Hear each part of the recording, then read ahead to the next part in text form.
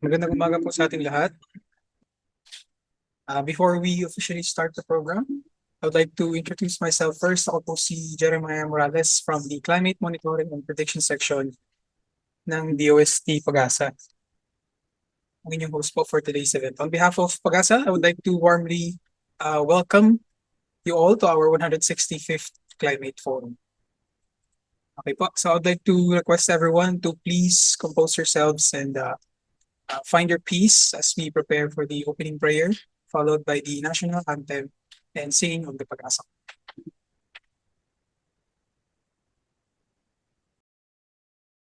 Heavenly Father,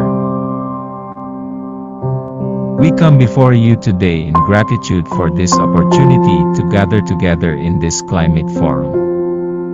We ask for your guidance and wisdom as we learn and grow together.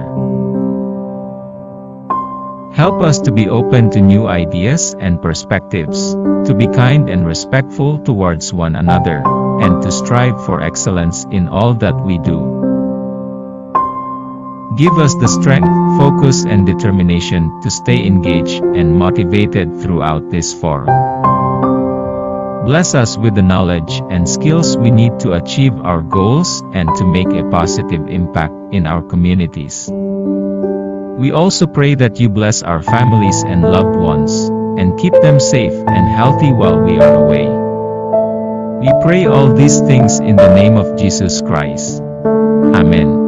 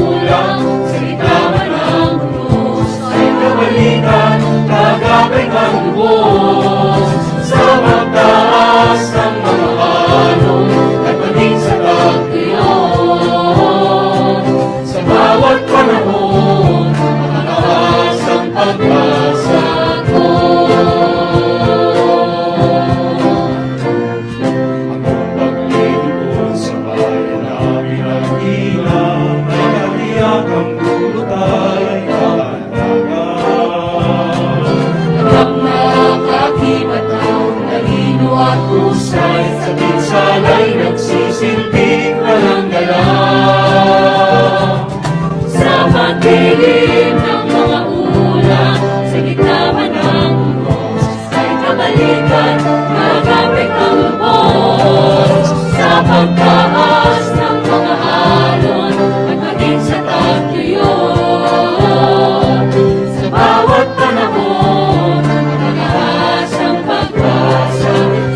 pagdilim ng mga ulam, sa gitna man ng husay kabalikan, gagapay kang lubos. Sa pagtaas ng mga alon, at maging sa tagtuyon,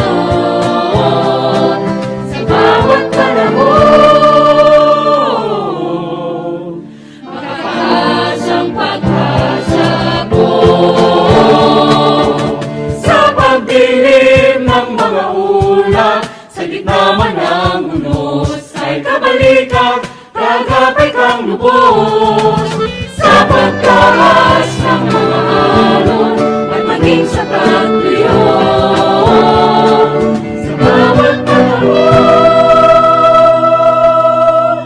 mataas ang pag-asa ko. Pag-asa ko, pag-asa ko.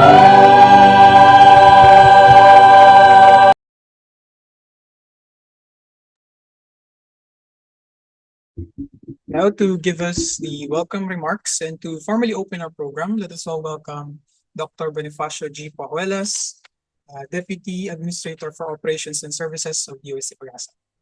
Go ahead po, sir. Maraming salamat, Jeremiah.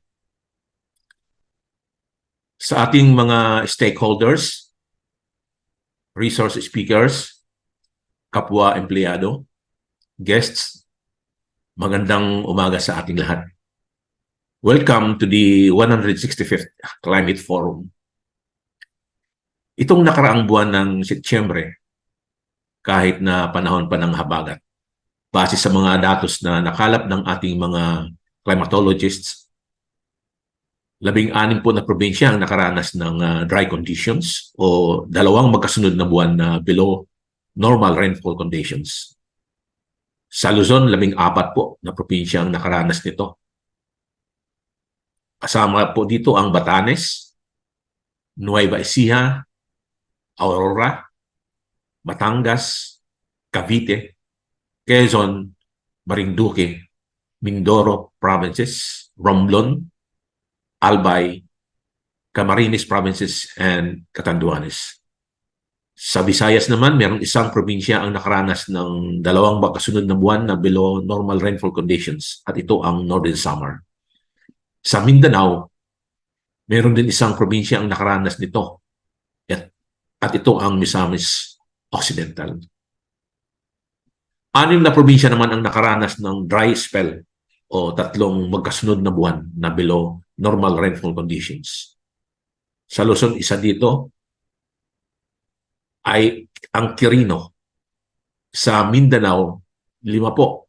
At ito ang Lanao Provinces, Davao Occidental, South Cotabato, and Sarangani. Sa kasalukuyang buwan, malalaman natin ang updates sa rainfall conditions sa isa sa ating mga resource speakers. Natapos na po ang panahon ng habagat o southeast monsoon season at pumasok na ang panahon ng amihan o northeast monsoon season. Kaya nag-umpisa na po ang malamig na umaga at ito ay lalo pang lalamig pag malakas ang hangin amihan.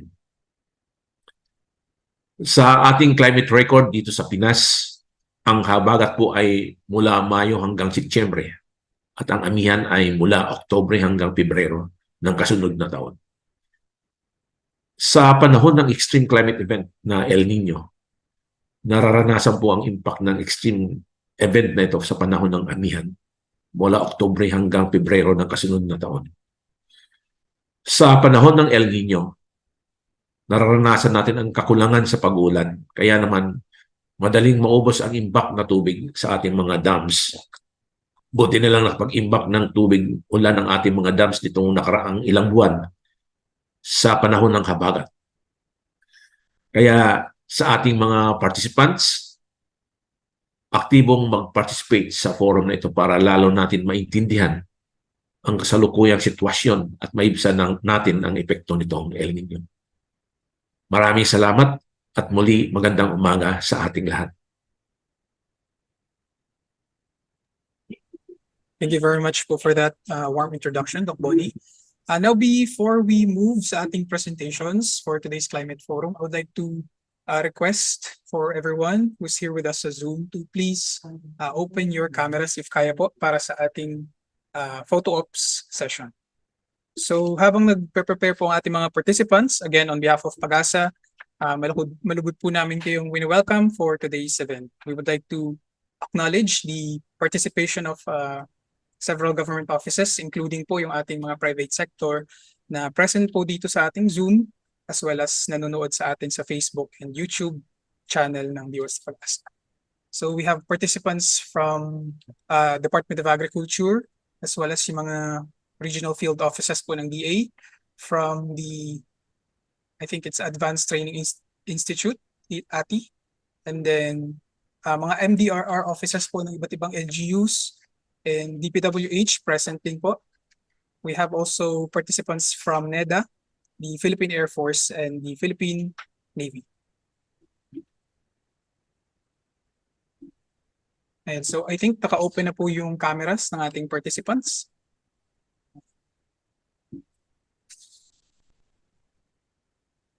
Yes po, pa-open na lang po ng mga cam nyo. And smile na lang po tayo. Dahil malapit na po ang bonus. Smile po. 1, 2, 3, smile. Next po.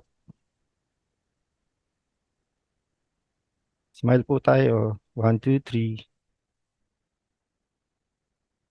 Last slide po. 1, 2, 3, smile. Okay po, thank you.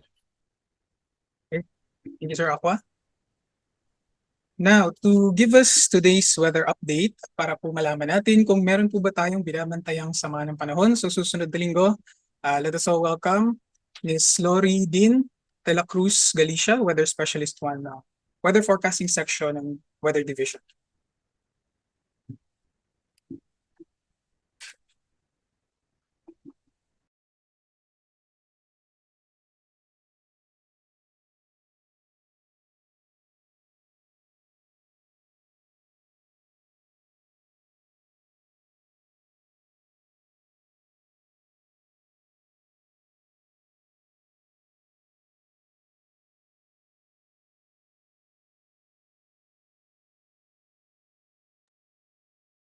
Hello po.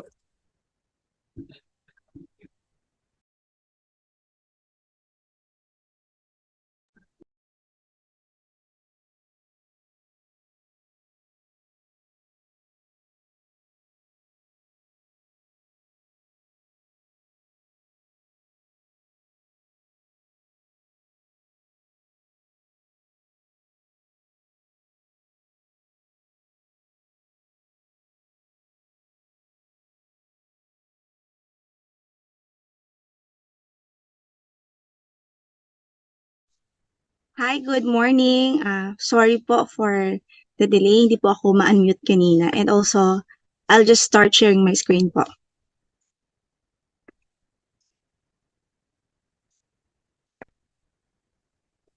And good morning po ulit sa lahat. Welcome po to our Climate Forum. Here is the weather update from PAGASA Weather Forecasting.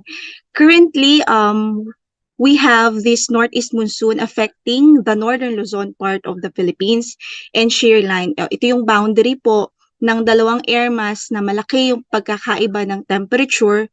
And so these air masses, it's causing yung dahil sa kanilang convergence, it's causing cloudy skies with scattered rains and thunderstorms, especially over the eastern section of Central at the moment.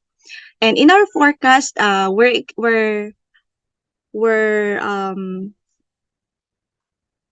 seeing na yung mainland Cagayan, Isabela, Aurora, and northern Luzon, they will experience cloudy skies with scattered rains and thunderstorms due to shear line. Habang yung northern Luzon, they will experience yung cloudy skies with rains, or the rest of northern Luzon, they will experience cloudy skies with rains due to the northeast monsoon or effect of the northeast monsoon. Then here in Metro Manila and the rest of the country, we will be experiencing partly cloudy to cloudy skies with isolated rain showers or thunderstorms, especially in the afternoon or evening. Then at the moment, we're not monitoring a low pressure area or tropical cyclone inside the Philippine area of responsibility. Then we'll proceed po to yung forecast po na ating numerical models, specifically the GSM or Global Spectral Model. And ito po yung ating 3-hourly rainfall and 850 millibars wind. And as we can see over the next 3 days, we will be seeing yung outlook ng magiging weather natin here in the Philippines. And today, we are seeing na mostly northeasterly to easterly yung prevailing na wind, especially over Luzon, then northeasterly over Visayas and Mindanao. So today, talagang northeast monsoon pa rin ang makakaapekto sa northern part of the country or particularly the northern Luzon. And then yung shear line, it will still affect the eastern sections of Central Luzon, then tataas ng konti yung kanyang axis papunta po sa Northern Luzon sa mga susunod na oras. And then by tomorrow, by Thursday, we're expecting na patuloy na makakaapekto po itong northeasterly winds caused by the northeast monsoon or due to northeast monsoon over Luzon and Visayas. Magpapatuloy yan hanggang tomorrow evening.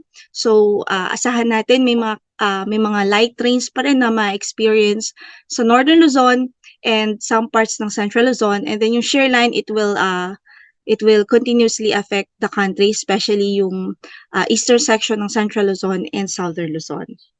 Then meron din tayong nakikitang circulation sa labas po ng ating area of responsibility, particularly east of Mindanao. Pero sa ating forecast nga din po, based sa analysis, parang quasi-stationary po siya for the next 3 days. So wala pong gaanong improvement sa kanyang development.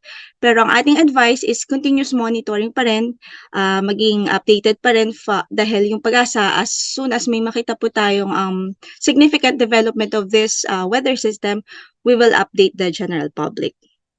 But for the next 3 days, as of our latest na analysis, northeast monsoon and shear line ang magpapatuloy na makakaapekto in the country. Then for our daily rainfall forecast, today, halos mga thunderstorms. Ito po mga pagulan na ito is caused by thunderstorms, isolated thunderstorms, especially in Visayas and Mindanao. Then ito naman po na sa Northern Luzon, most likely din caused po yan ng northeast monsoon. Same thing or same scenario until tomorrow. May mga pag-ulan pa rin inaasahan sa Northern Luzon due to northeast monsoon.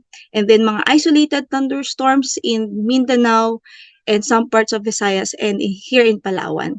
Then by Friday, again, halos hindi nagbago yung spatial distribution ng mga pag-ulan po na ito. Most likely sa area pa rin ho ng Mindanao, then some parts of Northern Luzon, especially yung mountainous areas, yung Cordillera Mountains, mountain ranges, so posibleng may mga pag-ulan dyan. Most likely po yan sa interaction nung hangin na galing sa northeast monsoon tapos nagkakaroon ng orographic lifting doon sa mountains and nagkukos po ng mga pag-ulan. So today, scattered rains and thunderstorms over eastern portions of northern and central Luzon will be experienced due to shear line, and then cloudy skies with rains over Batanes and Babuyan Islands, and some isolated light rains over the Cordillera Administrative Region, Ilocos Region, and the rest of Cagayan Valley due to northeast monsoon. Then tomorrow until Friday, partly cloudy to cloudy skies with isolated light rains over northern Luzon and central Luzon will be experienced, including yung NCR and Calabarzon due to northeast monsoon. Then localized thunderstorms to continue affecting the rest of the country. And as I mentioned, no tropical cyclone is expected at least in the next 2 to 3 days. But ayun, continuous monitoring pa rin po ang ating advice sa public. That's all po for my presentation. Thank you so much.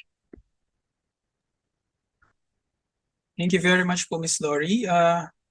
Before we proceed, we would like to welcome po yung ating viewers sa ating Facebook Live. So live na live po ang Climate Forum sa social media accounts ni PAGASA, both sa Facebook and sa YouTube. Isisend po yung link sa chat box para ma-share niyo po sa inyong mga kasamahan. Now to give us the status ng ating mga binabantayang dams at Watersheds dito sa Pilipinas. Let us all welcome Mr. Juan Elmer S. Carinal, Water Facilities Specialist 2 ng Hydromet Division ng DOST. Go ahead po, sir. Yes, maraming salamat. Share ko lang yung presentation ko.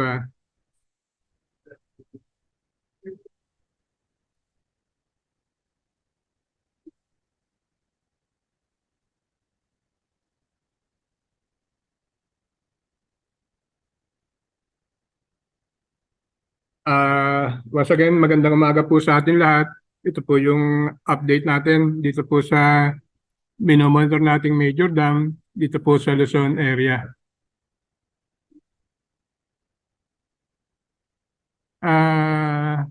First, ito po yung update ng monitor dam natin as of today, 6 a.m. So, first yung Angat Dam, ang current level po ng Angat Dam as of 6 a.m. today is 208.78 from 208.58 kahapon. So, medyo tumaas po siya ng almost 0.20 meters. Ang kanya pong normalize 210, so medyo may difference na lang po siya na almost halos 1.22 meters bago niya ma-reach yung normal high na 210. And ang kanya pong rule curve is 195.07, mataas na po sa kanyang rule curve. Ito pong Angat Dam ng halos 13.71 meters. IPO 100.98 from 100.52. So meron po siyang 0.46 na pagtaas, and Lamesa Dam 79.81 from 79.76. Meron pong pagtaas siya ng almost 0.05 or 50 centimeters. Ang Buklaw, Bingas, San Roque, ito po yung Cascades Dam natin sa may bandang Northern Luzon. Ang Ambuklaw 749.26 from 749.55. Meron po siyang pagtaas ng halos 0.29 meters or 290 centimeters. So, mataas po siya ng 2.74 para ma-reach niya yung suhat 752 meters.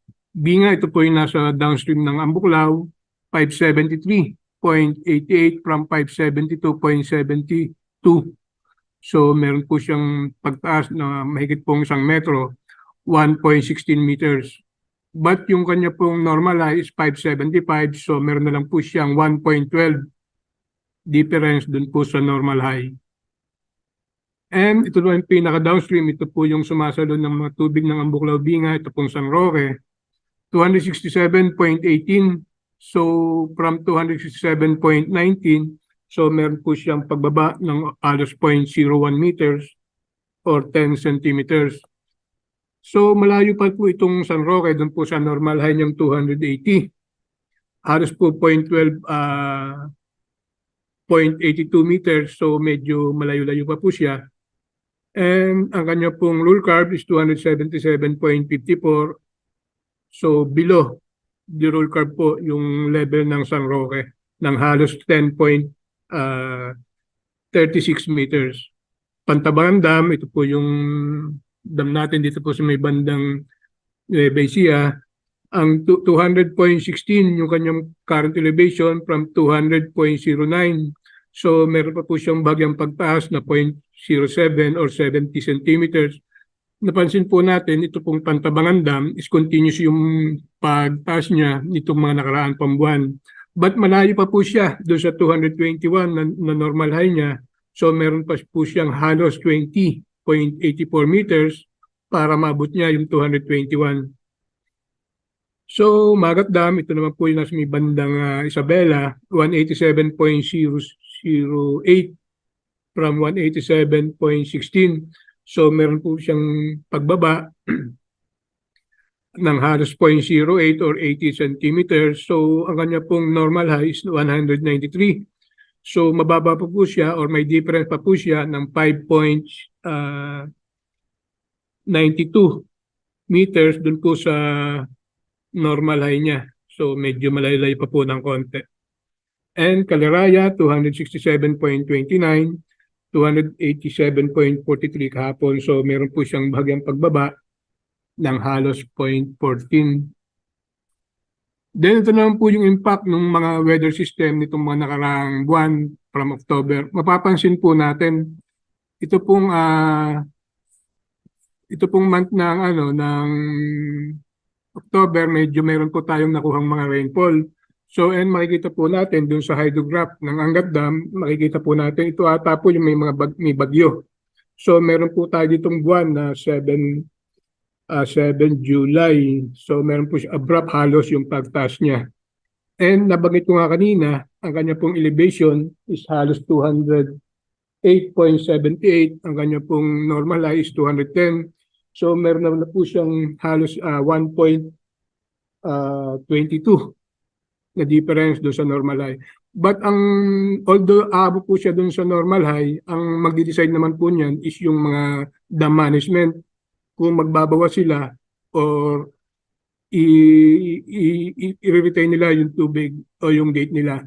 And it depends din po ito doon sa weather system na tatama doon sa watershed ng Angat Dam. So although malapit na sa 210, hindi pa naman po ganun kaagad na pag nabot niya yung 210 is magbabawas na po sila ng tubig. Next, ito naman pong Magat, ito po yung mapapansin din natin, medyo bigla din po yun ng pagtaas. At saka napansin din po natin, medyo may mga ulang na-observe siya during the month of October. So mapapansin natin, doon sa hydrograph niya, ito rin po yung month na tumataas na po yung level ng Angat Dam, Magat Dam. But during pagdating po ng December, mapapansin din po natin doon sa hydrograph niya na medyo yung trend niya is bumababa na. Sa ngayon, medyo mapapansin natin na medyo pataas pa. But sa sunod na buwan, I think medyo bababa na rin po siya. And next is Pantabangan Dam. Ito nga po yung napansin natin. During the month of April, medyo unti-unti na siyang bumababa, and then July medyo bumaba. April medyo tumataas, then month of July medyo bumaba pa siya. But after nun, continues na po yung pagtaas niya until now. So, but kahit po tumataas siya, mababa pa rin po siya doon po sa roll curve niya.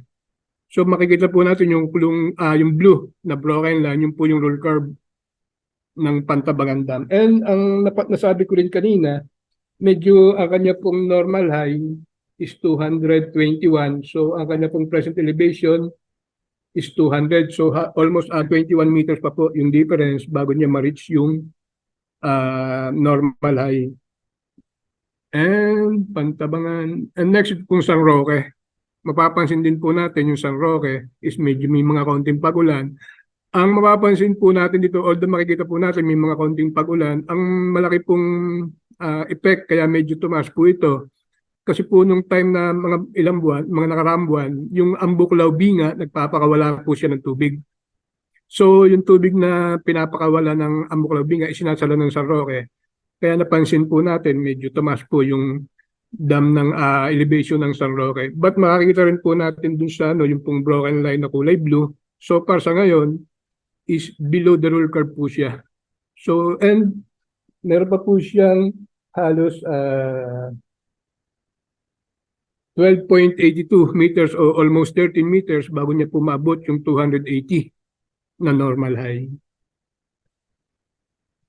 Then, ito naman po yung assessment level namin based on dun sa nakalap naming forecast rainfall, basin rainfall.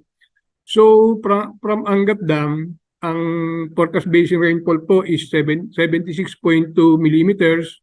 Ang kanya pong dam allocation is 60.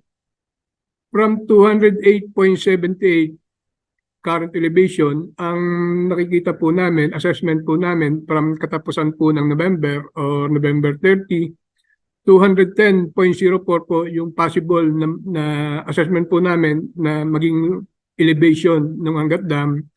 And roll curve niya sa November 30 is 205.70.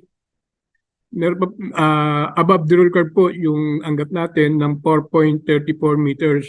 So ito po yun. And sa normal high water level na 210, medyo above the normal siya ng 0.04 or 40 centimeters. But yung kagaya nga nasabi ko kanina, Ang mag-decide po niyan kung magbabawas ng tubig is yung pong dam management, and depends din po sa weather system na tatama dun po sa Angat Dam, ng watershed ng Angat Dam. Ang estimated basin rainfall po namin to reach normalized 32 millimeters. Single event lang po to, 32 millimeters.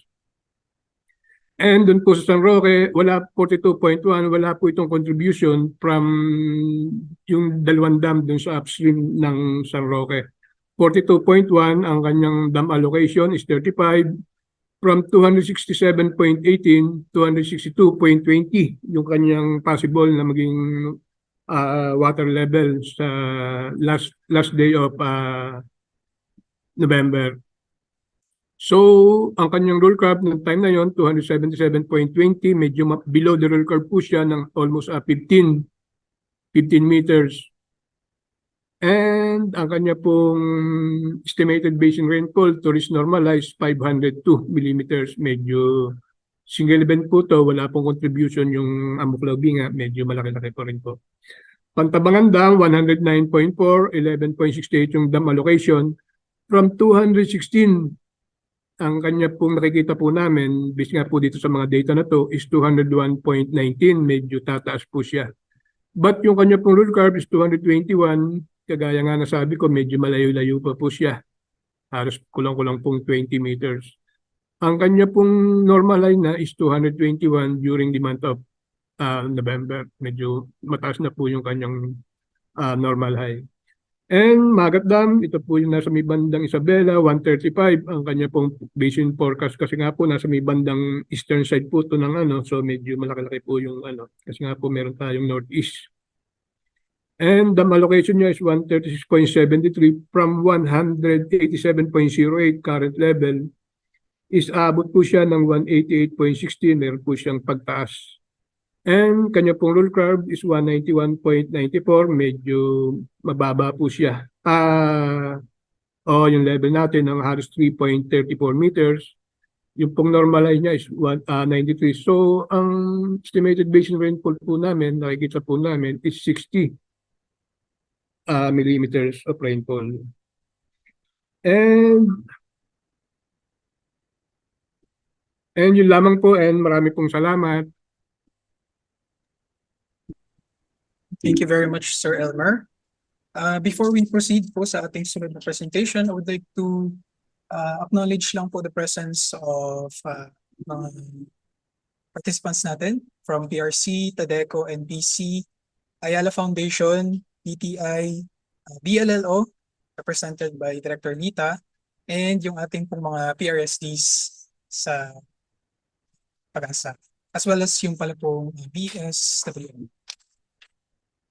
Now to give us the review ng ating climate conditions noong nakaraang buwan, let us all welcome Mr. Joey H. Figuracion, Weather Specialist to our Climate Monitoring and Prediction Section.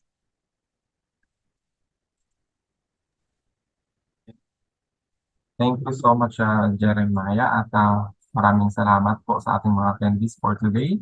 So, share po ang aking screen.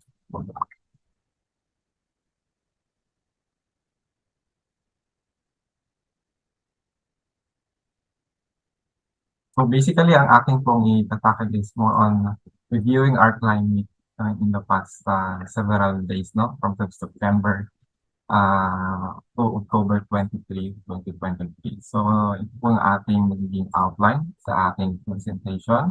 So I'll be discussing the recent INSO condition, the weather system that affected the country, and the climate assessment in terms of rainfall and temperature, and the summary. So, ating pong ENSO alert system status ay nasa El Nino condition pa rin po tayo. So, at naglabas nga po tayo ng advisory number 4 noong October 5, saying that the tropical Pacific still shows warmer than normal. Kasi mas mainit pa rin ang ating karagatan sa Pacific. That's why nagpapakita ito na nasa moderate El Nino ang ating naranasan. At sinasabi din natin na maaari itong maging strong El Nino event base sa mga climate models na maaaring mangyari later this year. at magko-continue yan until second quarter of 2024. So ating inaasahan nga na dahil mayroon tayong prevailing or ongoing El Nino, ito ay nagpapataas ng posibilidad na kukonti ang ating ulan at magkakaroon tayo ng below normal rainfall conditions that could bring negative impacts such as dry spell o yung kakulangan, generally kakulangan sa tubig in some areas of the country. So anong ating mga indicators dyan base sa ating mga indicators such as the oceanic indicator and atmospheric indicator. So kailangan kasi meron tayong titingnan kung nagtutugma ba yung response ng dagat at ng atmosfera natin. So that's why tinitingnan natin yung sea surface temperature anomaly. So ito yung ano natin for oceanic indicator. Ibig sabihin kung umiinit ba o lumalamig. So sa ating recent observations ay mas mainit pa rin kaysa sa normal ang dagat sa Pacific. At ganun din naman base sa atmospheric indicator ay mas nagiging low kaya naman El Nino or nagiging low pressure area dito sa bahagi ng Pacific dito, no, sa gitna dito. Mas nagkakaroon ng convection dito. That's why mas mababa ang pressure. That's why bumababa yung pressure dito. So nagiging low pressure area ang bahagi ito ng Pacific. So nagdi-deviate doon yung mga cloudiness. So nagpapakita pa rin na base dito sa mga indicators na ito, nasa El Nino levels pa rin po tayo sa ngayon. So sa ating pong climate assessment, so unahin natin ang mga weather system na nakapekto sa atin sa mga nakaraang araw. So nag-halt na or nag-terminate na tayo ng southwest monsoon noong October 12. At at the same time, ngayong buwan din, noong October 20, nag-onset tayo ng amihan.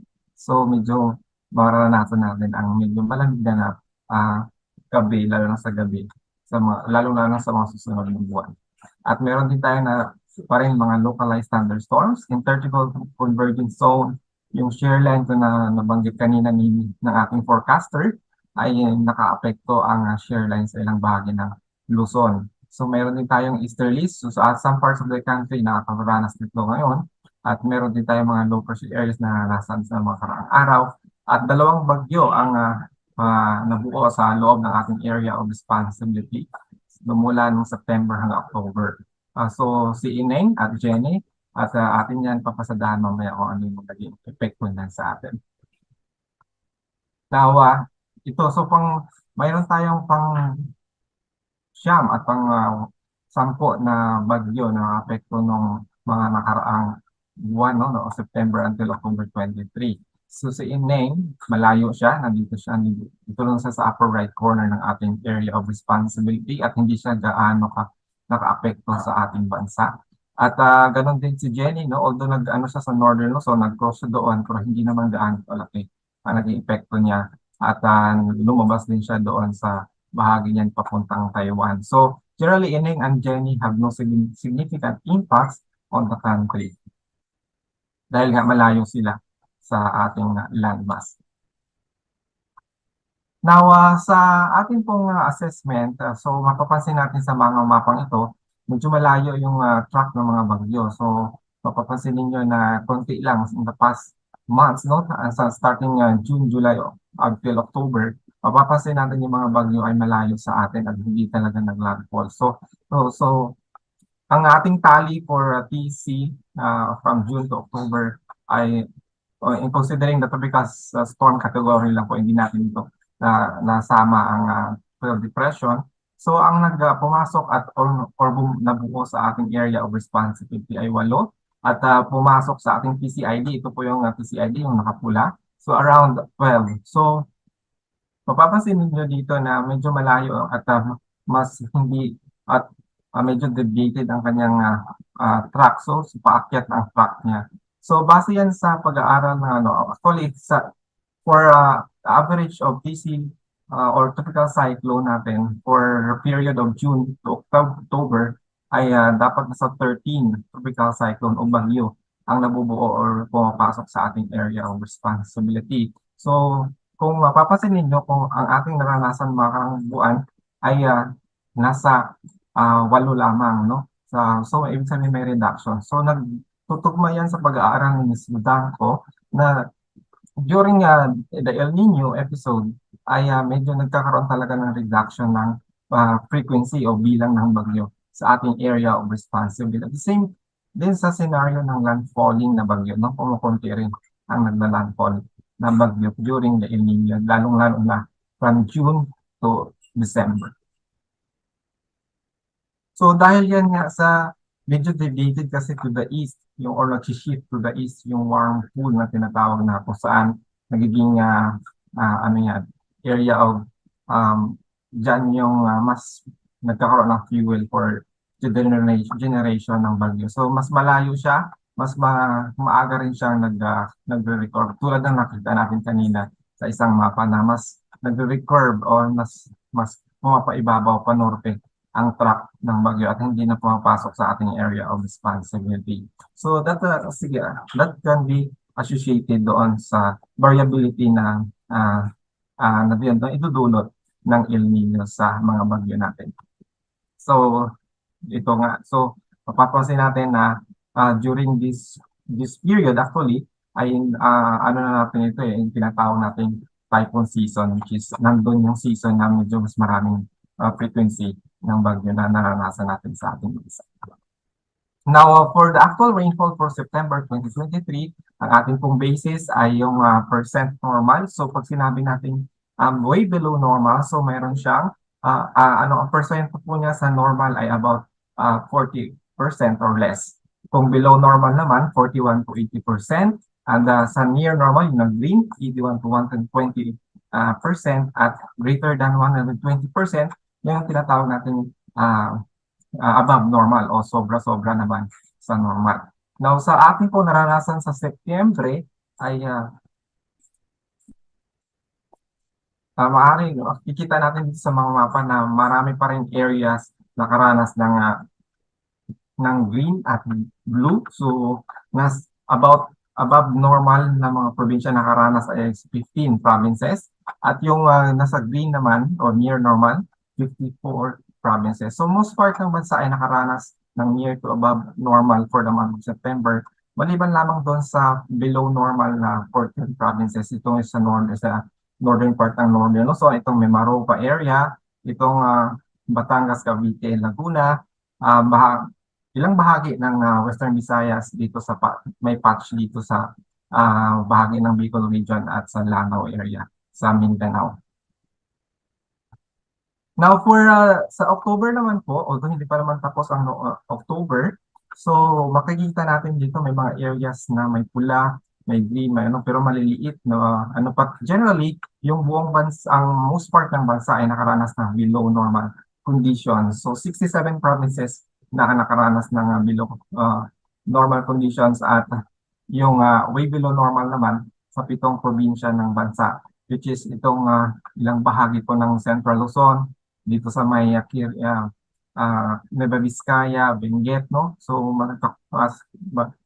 sobrang konti na ng naranasang ulan as of now. At yung ilang bahagi po ng Western Visayas, or Negros provinces sa Masbate area and patches dito sa western side. But generally, below normal yung naranasan na pag-ulan sa bahagi po ng malaking bahagi ng ating bansa. Mapapansin din ninyo na mayroon ding 2 probinsya na nakaranas ng above normal. Itong dito sa bahagi po ng Zambales at Bataan. Maging dito sa may konti lang pero generally siguro nasa near normal na yan kasi kung average yung buong probinsya ay generally near normal siya.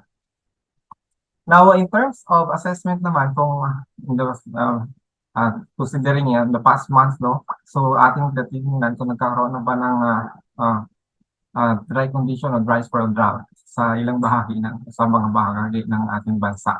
So, pag sinabi po nating dry condition, ay yung condition na below normal yung rainfall nila for 2 consecutive months. Dry spell naman, kung below normal rainfall conditions sa 3 magkakasunod na buwan, at way below normal rainfall conditions sa 2 magkakasunod na buwan. So either the 2 condition maaaring masabi na natin dry spell.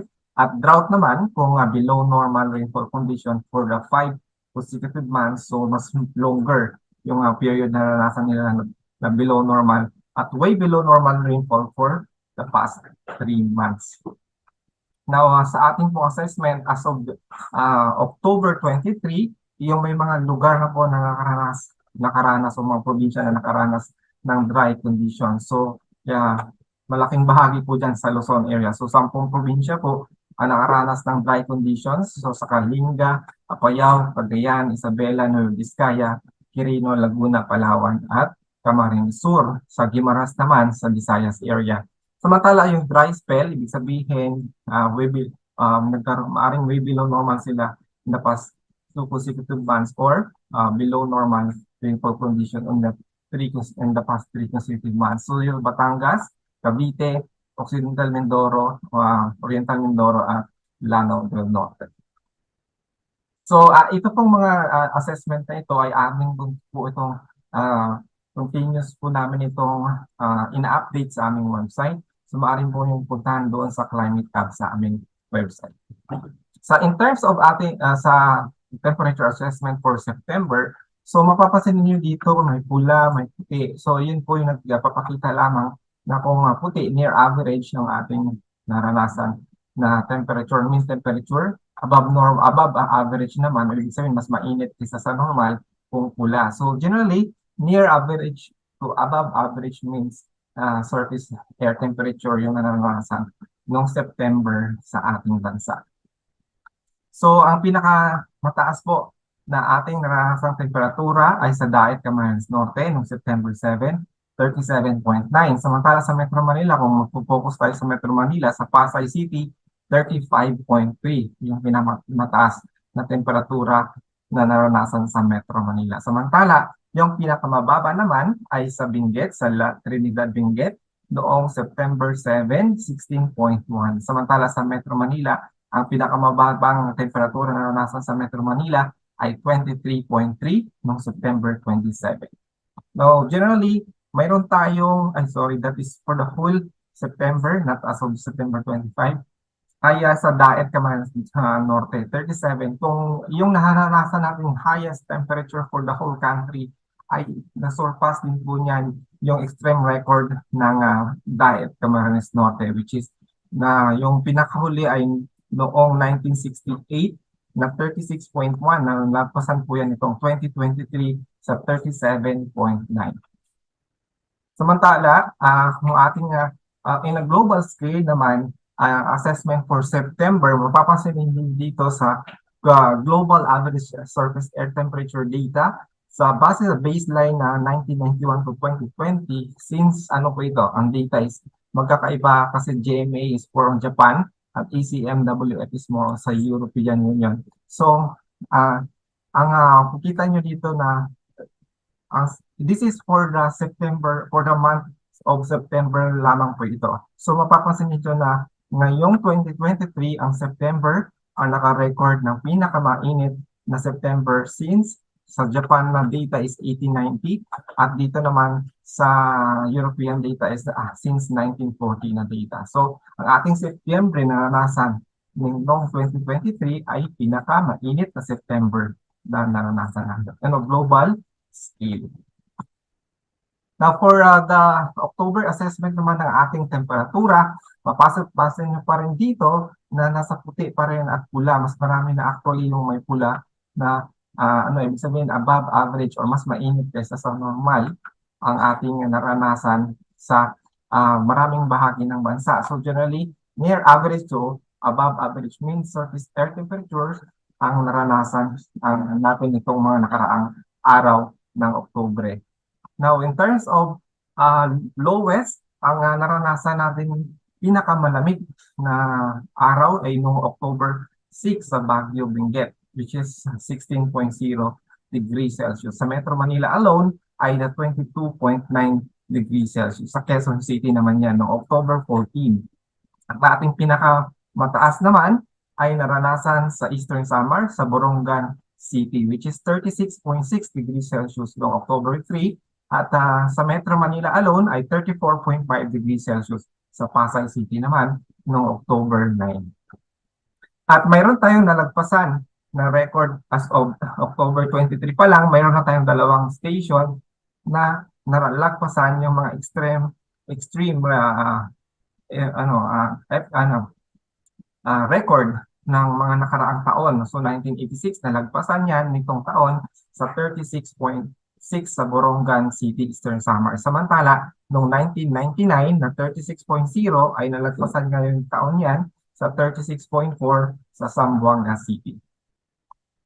Now, in general, sa ating summary, so nasa El Nino condition tayo, which is naglabas tayo ng advisory noong October 5, advisory number 4. So, pinasinasabi na ang ating rainfall ng September ay near to above normal pa rin. So, mas marami pa rin kaysa sa normal ang naranasan sa most part ng bansa.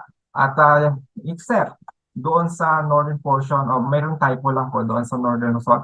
Pero except sa below normal rainfall conditions sa northern Luzon, most part of Mimaropa, western part of Calabarzon, sa Camarines Sur, at patches sa bahagi po ng Western Visayas. Sa ating temperatura, so mas mainit tayo sa normal ang ating naranasan noong September. At on a global scale, ay pinakamainit itong ating naranasang September 23 base sa global data. At sa October naman ay atin pong sinasabi na below normal rainfall condition ang naranasan. Although hindi pa tapos yung it's up to 1 to 23 lang po pala ng October, ay nasa below normal o mas konti sa normal na tubig ulan ang ating naranasan sa most part ng bansa, except for near to above normal rainfall condition ang naranasan sa Zambales, Bataan at Ilocos Norte. Samantala, mas mainit tayo. So as of now, ang ating assessment ang October ay generally near to average ang ating sa malaking bahag, above average o mas mainit kaysa sa normal ating naranasan o warmer tayo than the normal sa itong October. So yan po ang ating update for climate review. So balik na po sa ating host. Maraming salamat. Kung may tanong po kayo mamaya, i-leave nyo lang po sa chat box. Alright, thank you very much, Sir Joey, for that review. Again, if meron po kayong mga questions, feel free na mag-send lang po kayo sa ating chat box. And para sa viewers po natin sa Facebook as well as sa YouTube channel, mag-comment lang po kayo and mamaya sa open forum ay sasagutin po natin. So ngayon po ay binigay ng ating speaker yung assessment po ng ating climate conditions o yung mga nangyaring significant events noong mga nakaraang buwan. Ngayon po ibibigay naman ng ating susunod na resource speaker forecast for the coming weeks. Now to give us the subseasonal to seasonal forecast, let us all welcome Ms. Crystal and Valerie and Villasica, weather specialist to ng climate monitoring and prediction section. Maraming salamat, Mr. Jerem, for the introduction, and good morning po sa mga kasamahan natin dito sa Zoom, as well as yung mga manonood po natin sa ating Facebook page at sa ating YouTube channel. So let me just share my screen. And can you confirm po if visible na yung screen ko? Yeah. Maraming salamat po, Sir Jerem. So again, ako po ulit si Val Villasica, and ngayon po, i-discuss ko naman sa inyo yung ating subseasonal to seasonal or S2S forecast. So,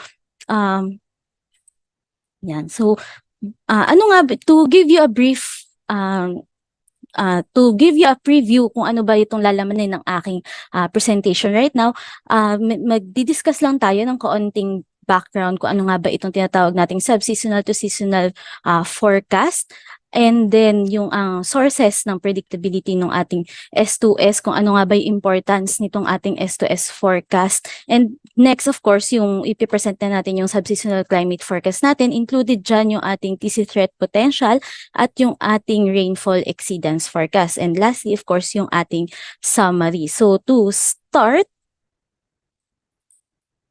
ang subseasonal forecast prediction, ito yung feel ng gap between yung ating weather prediction and yung ating seasonal prediction. So for weather prediction, naglalast yan for 1 to 14 days. So included dyan yung ating mga weather forecast kagaya ng binigay ni Miss Lori din kanina sa start ng ating presentations, and yung mga tropical cyclone forecast natin kapag meron tayong bagyo, yung mga bulletin.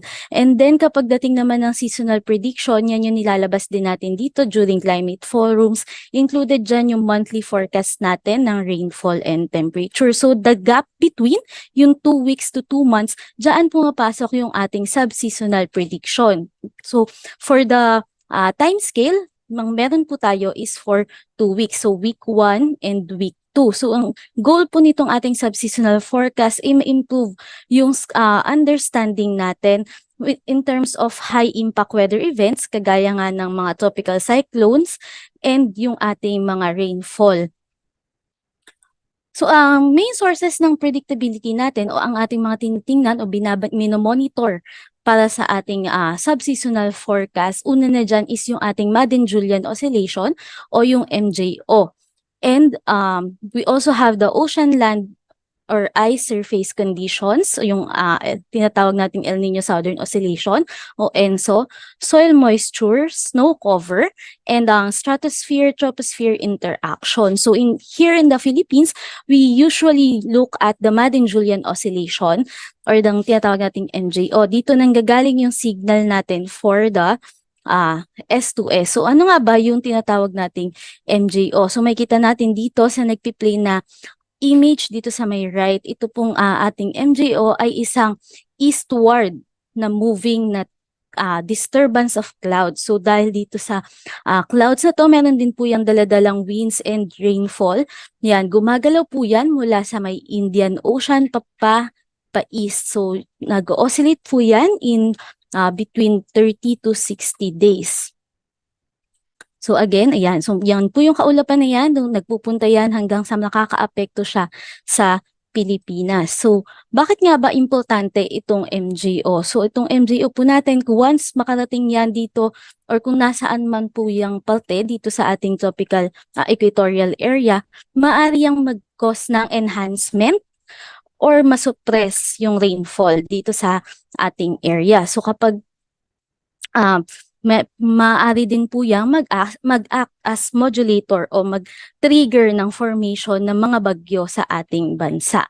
So pinapakita lang po natin dito yung composite ng MJO life cycle between November to March. So meron po tayong 8 na phases ng MJO. So kapag po yung ating dito sa ating precipitation anomaly sa may right, makikita nyo po dyan yung ating phase 2 hanggang phase 1.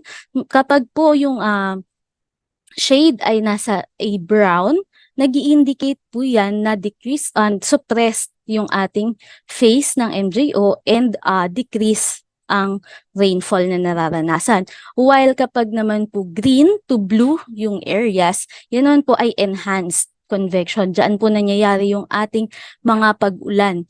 So, increase po yung ating rainfall. So, makikita nyo, andito po yung Pilipinas. Yan. So, naapektuhan pa tayo ng increased or enhanced na phase ng MJO during phase 5, 6, and nag-extend pa po yung minsan ng phase 4. Yan. So, yan po yung ating mga tinitingnan.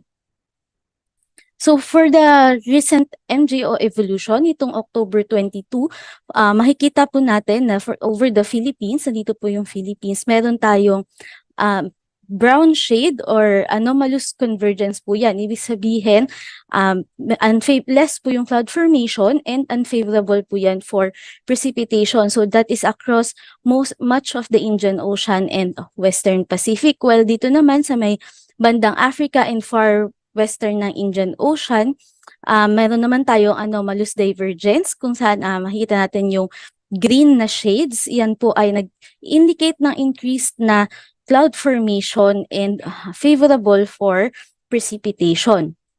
Makikita naman po natin dito sa may right na diagram natin, yung tinatawag nating Wheeler-Dendon diagram. So makikita po natin dyan, itong circle na ito, yan po yung nag-i-indicate kung kapag pumasok po dyan itong ating signal, ibig sabihin po weak po yung ating MJO.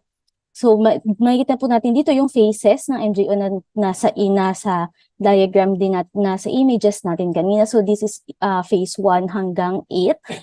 And currently, yung MJO po is active. Nasa labas siya ng ating unit circle, and pero medyo mahina po siya, and for the past week nagmiminder lang siya between this phase 8 and 1. After ng konting increase in amplitude, nag-decrease na naman po ulit siya. And then so for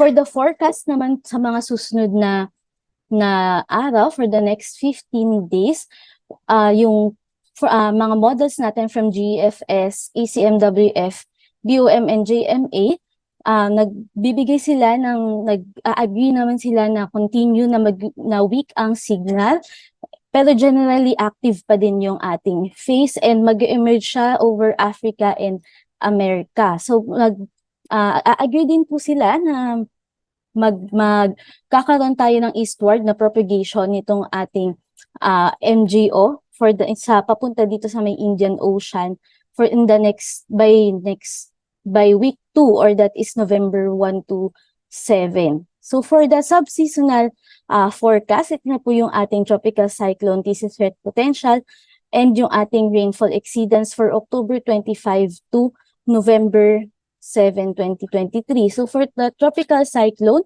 for week 1, makikita po natin na base sa ating forecast, meron tayong maaaring mag-form na tropical cyclone vorticity, tropical cyclone vortex po over the boundary ng PAR and TCAD na area. However, makikita po natin na ito po ay still low probability na mag-develop into a tropical cyclone. Pagdating naman po ng November 2, that is week 2, that is November 1 to November 7, meron po pa rin po tayong yung TCLV natin ay maaaring mag-enter sa ating PAR, pero nanatili pa din po itong mababa. So, mababa ang probability na mabuo into a tropical cyclone. So, sa ngayon po, ang ating TCSET potential is unlikely pa for the next 2 weeks. However, maaari pong magkaroon ng mga changes dito. So, inaabisuhin natin yung mga kasamahan natin na mag-monitor po sa mga nilalabas natin dito na forecast dito sa PAGASA. So, ito po yung mga maaaring maging tropical cyclone track na pwedeng mangyari ngayong October. So, meron po yung 5 na climatological tracks. So, may ilang araw na lang po tayong natitira sa October. So, kung hindi po with the less chances of low probability po ng formation ng ating bagyo, pero ito pa din po yung maaari nilang maging tracks. So, for November naman po, sa mga susunod na araw, meron po tayong 4 na tracks, na climatological tracks. So, una dyan, itong mga tropical cyclone na mabubuo sa may Western Pacific, maaaring pumasok sa Philippine Area of Responsibility and magre-recurve papunta sa northeastern part ng PAR, hindi magla-landfall at papuntang Japan or Korea. For second track naman, iyan yung mga magla-landfall and magta-traverse sa may southern to northern ng areas ng Central Luzon bago mag-recurve at mag-exit sa PAR. For the third track naman, yun yung mga landfalling na thesis na magta-traverse sa may Central Philippines, sa may bandang Visayas, papunta naman yan sa Vietnam. And lastly, yung mga magta-traverse naman sa Southern Visayas, papuntang Thailand. Again, this is po yung mga climatological tracks lang po natin for sa mga pumasok sa Philippine Area of Responsibility. In terms of rainfall exceedance probability naman po for the October 25 to 31, ang probability na mag-exceed ng 25 millimeters for the week 1 ay high to very high over dito sa may bandang CAR at sa may Mindanao, while moderate to high naman sa ibang parte ng ating bansa. Pagdating naman po ng 50 For 50 millimeters naman, moderate to high pa din tayo over CAR and sa may La Union, Pangasinan, Nueva Vizcaya, and most parts of Mindanao, while low to moderate naman na over the rest of the country. For 100 millimeters, low probability na tayo across all over the country. For November 1 to 7 naman po, high probability pa din tayo for 25 to exceed 25 millimeters sa may bandang Bicol region, Visayas, and most of Mindanao, while moderate to high naman po tayo over the rest of Luzon.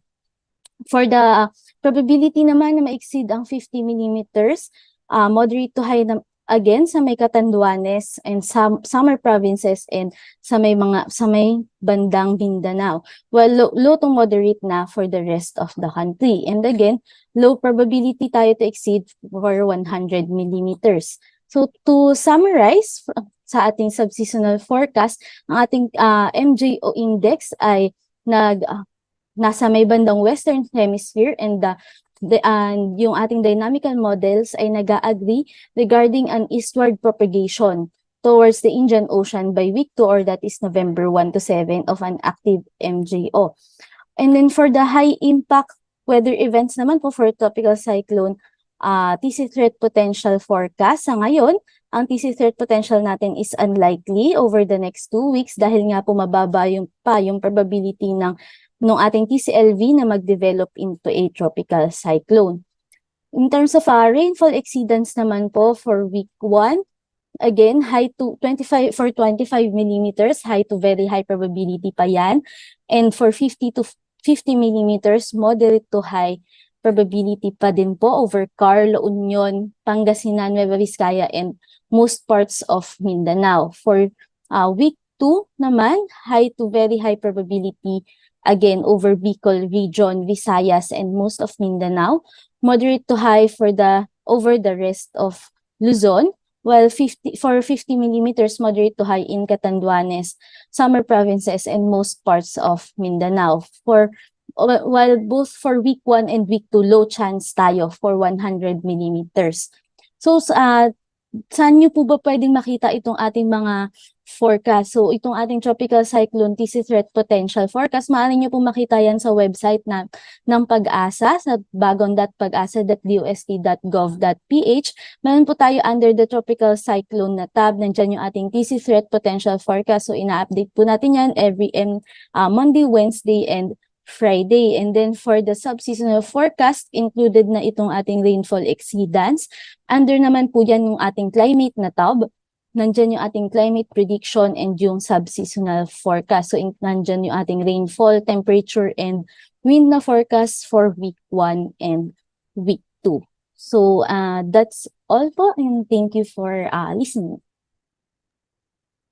Thank you very much, Ms. Val, for giving us the seasonal to subseasonal forecast, as well as yung forecast po natin para sa susunod na linggo. Time check, nasa kalahatian na po tayo ng ating program. So magkakaroon po tayo ng very short health break. So by 10:30, magre-resume po tayo ng ating program with our one remaining presentation. So wag muna po kayong aalis kasi next na po yung highlight ng ating event. So mamaya malalaman po natin kung ano po yung magiging lagay ng ating klima sa susunod na ating na buwan. So again, by 10:30, magre-resume po tayo ng program.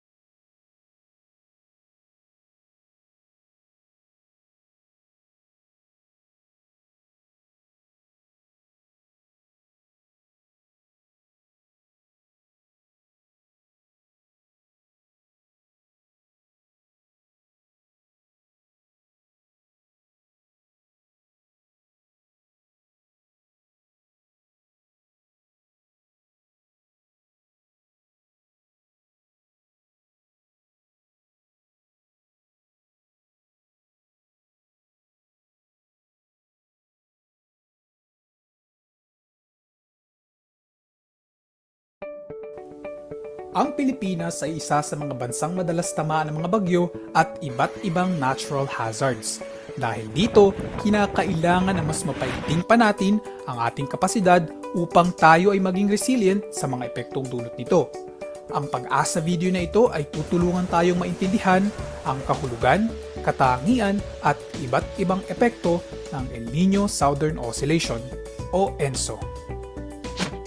Ang El Niño Southern Oscillation o ENSO ay isang natural climate pattern na nangyayari tuwing nag-i-interact ang ating atmosphere at karagatan, partikular sa gitna at silanging bahagi ng Dagat Pasipiko o Pacific Ocean.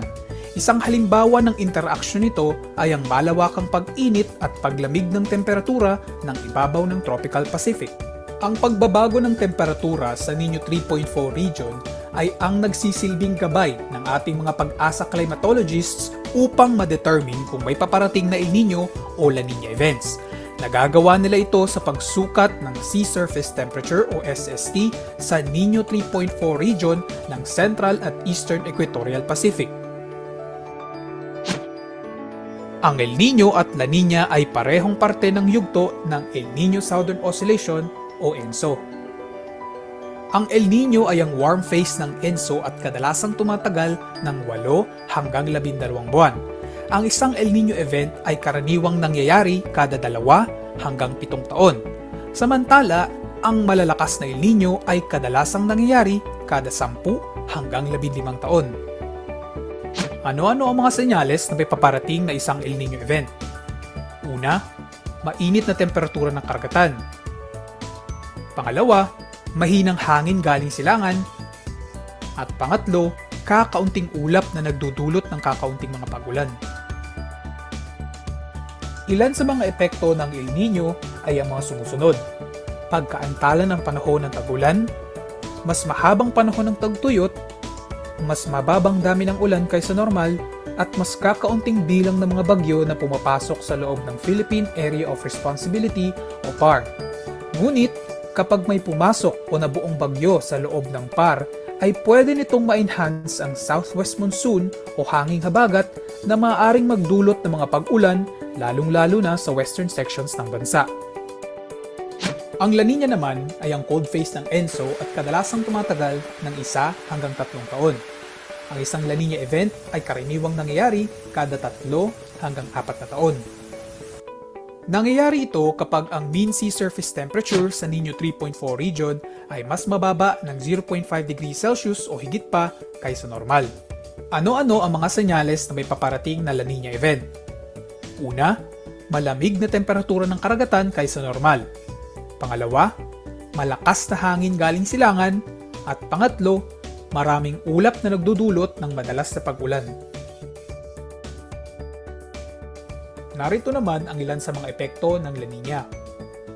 Mas mahabang panahon ng tag-ulan, kaakibat yan ng mas maraming dami ng ulan. Mas maraming bilang ng mga bagyo na pumapasok sa loob ng Philippine Area of Responsibility at mas malamig na panahon tuwing amihan season.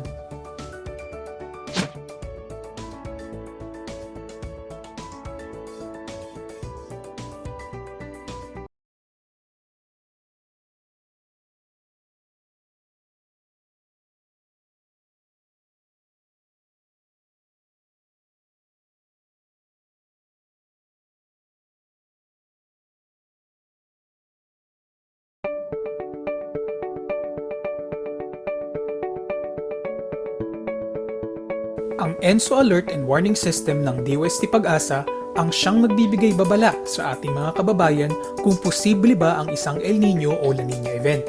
Ito rin ang siyang nagsisilbing instrumento na naglalayong magbigay gabay para sa gagawing paghahanda ng ating pamahalaan, local government units at mga climate-sensitive sectors tulad ng sa agrikultura para sa epektong dulot nito.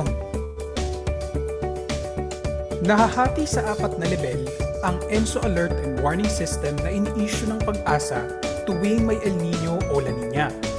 Iyon ay ang Watch, Alert, Advisory at Final Advisory. Ang El Niño o La Niña Watch ay ini-issue kapag ang oceanic at atmospheric indicators ng Central at Eastern Equatorial Pacific ay nasa favorable conditions at ang tsansa o probability na may mabuo o ma-develop na isang El Nino o La Nina event ay umabot na ng 55% o higit pa sa susunod na 6 na buwan. Itinataas naman sa alert level ang warning na ini-issue kapag ang Oceanic Nino Index o yung tinatawag na ONI na katumbas ng positive 0.5 degrees Celsius o higit pa o negative 0.5 degrees Celsius o mas mababa pa ay inaasahan sa susunod na 2 hanggang 3 buwan at may 70% probability o tsansa na ito ay ma-develop. Ang pinakamataas na level naman ng warning ay ang advisory na kung saan ang isang El Nino o La Nina event ay kasalukuyang nangyayari na at inaasahan na magpapatuloy pa sa mga susunod na buwan.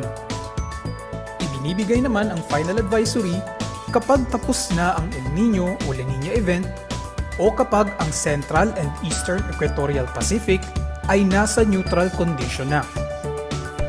Ang ENSO Alert and Warning System ng Pag-asa ay maaaring ihalintulad sa isang runner na naghahanda sa pagtakbo. Kapag nagsimula na ang monitoring and assessment ng Pag-asa para sa isang El Nino o La Nina event, naglalabas ito ng mga sumusunod: Monthly Climate Assessment and Outlook o MCAO at Press Statement para sa kategoryang Watch. May kasamang Drought and Dry Spell Assessment naman kapag Alert, at El Nino Advisories naman para sa kategoryang Advisories. Kapag naman natapos na ang El Nino o La Nina, ay nag-i-issue ang Pag-asa ng tinatawag na Final Advisory. Ano-ano nga ba ang dapat gawin kapag nagsimula ng mag-issue ang ahensya ng mga alerts and advisories? Una, ugaliing manood ng mga buwanang forum na isinasagawa ng ahensya para magbigay updates sa magiging lagay ng ating klima sa mga susunod na buwan. Pangalawa, makinig sa mga payo ng lokal na pamahalaan sa kung anong mga hakbang ang kanilang gagawin base sa abiso ng Pag-asa. At pangatlo, mag-imbak at magtipid ng tubig kapag may El Nino.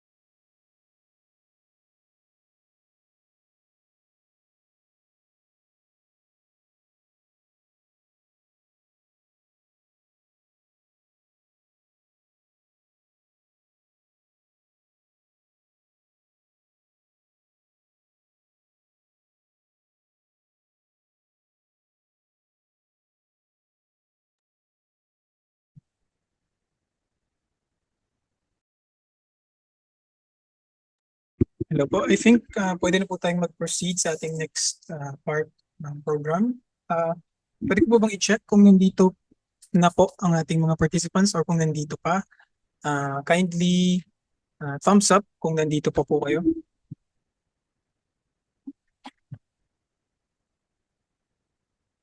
So nandito naman po pala lahat, karamihan ng mga participants natin. Now, if meron po kayong mga questions, feel free to send them dito po sa ating chat box. And para po sa ating viewers sa Facebook as well as sa YouTube channel, pwede po kayo mag-comment doon. And, mamaya po sa open forum, sasagutin po natin yan. Now to give us the highlight of this event, yung pinakahihintay po natin. Ano po ba ang magiging kalagayan ng ating klima sa susunod na mga buwan? So welcome, Ms. Lucy G. Basillas, Senior Weather Specialist ng Climate Monitoring and Prediction Section. Po, ma'am. Hello, good morning po sa ating lahat. And I will give the climate outlook for the next 6 months. Please allow me to share my presentation.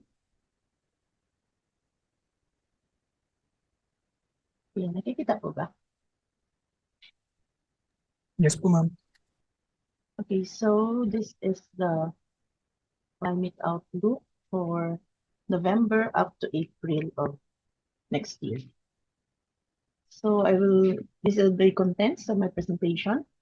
First, some ENSO updates, then the climate outlook for rainfall, temperature, as well as the number of tropical cyclones and summary. So let's just give a brief update on our conditions in the tropical Pacific, kung saan binabantayan natin kung ano yung nangyayari doon. And kanina, pinakita sa review natin kung the warming in the Pacific is consistent.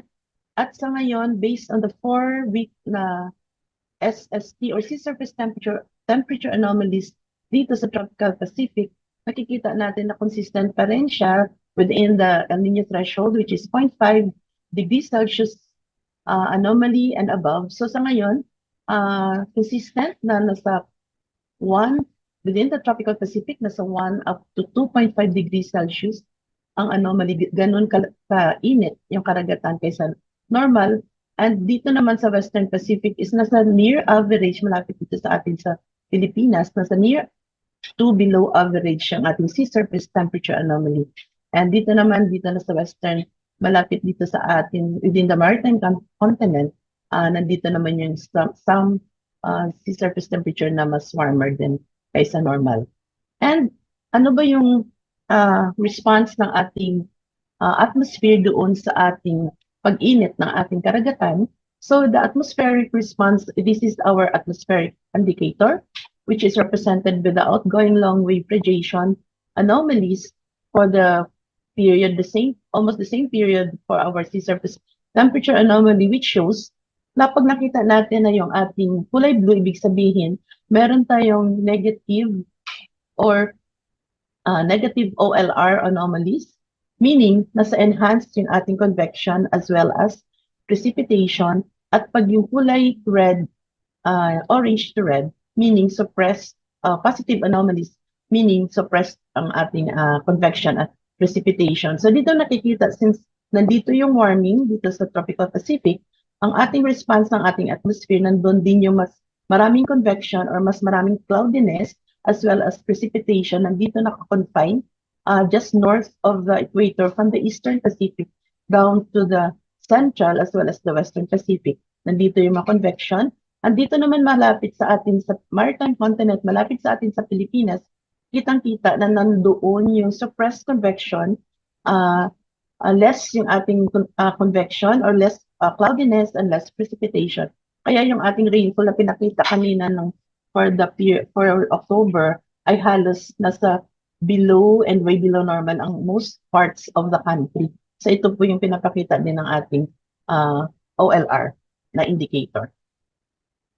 And yung latest natin sa weekly natin na sea surface temperature anomaly doon sa 4 na Niño regions na binabantayan natin, nagre-range for all the Niño regions from 1.3, ang pinakamalamig dito sa Niño 4 sa Western Pacific na Niño region, at ang pinakamainit naman ay nandito sa sa Eastern Pacific, which is about 2.3 degrees Celsius, the weekly anomaly.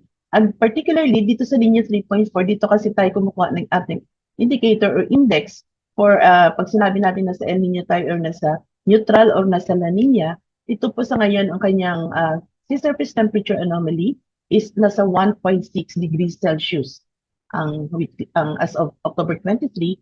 At ito po yung 4-week na evolution, makikita natin na yung warming, dito talaga siya sa Eastern Pacific mas mainit at nag-expand siya towards the Western Pacific at hanggang 4 weeks, sa ngayon consistent pa rin siya na nasa more than 2 degrees Celsius at makikita natin dito na there is some warming dito sa Central Pacific. The last na 18 of October. Still consistent of El Nino thresholds. And sa subsurface naman, ito naman yung tinitingnan din natin kung masusustain ba itong warming doon sa surface. So dito sa subsurface, that is from the surface down to the 300-meter depth of the ocean, of the tropical Pacific, consistent din siya na still nasa warming. The anomaly is still positive or nasa warming pa rin. In most of the equatorial Pacific, nagdo-dominate yung warming or of the subsurface temperature. And dito nakikita lang natin na there is some negative or mas lumamig dito sa around 140 to 110 degrees west. Nagkaroon ng negative anomalies nag-emerge from 50 to 100 meter depth. And dito din sa Western Pacific. There is some decrease but still consistent pa rin siya na nasa warming. Ibig sabihin, nasa-sustain pa rin niya yung warming ng ating sea surface temperature which is still consistent for El Nino conditions. And ano ba yung chances ng ating El Nino sa ngayon? This is the official NOAA CPC and ENSO probability forecast issued this October 2023 kung saan pinapakita from the period of for the September-October season down to May, June, July season. So still mataas na yung probability natin for an El Nino which is more mga 100% until November, December, January. And nag-decrease lang siya up to May, June, July by about 61%. And then coming May, June, July, the probability for El Nino decreased by about 41% at tumaas yung ating ENSO neutral probability by about 53%. So ibig sabihin, we are anticipating na yung ating El Nino is from September, October, November season until April, May, June, July season, and then gradual decrease into ENSO neutral condition. And ito naman sa kabilang graph, this shows the model output. This is purely model output without the intervention ng ating mga climate scientists and experts.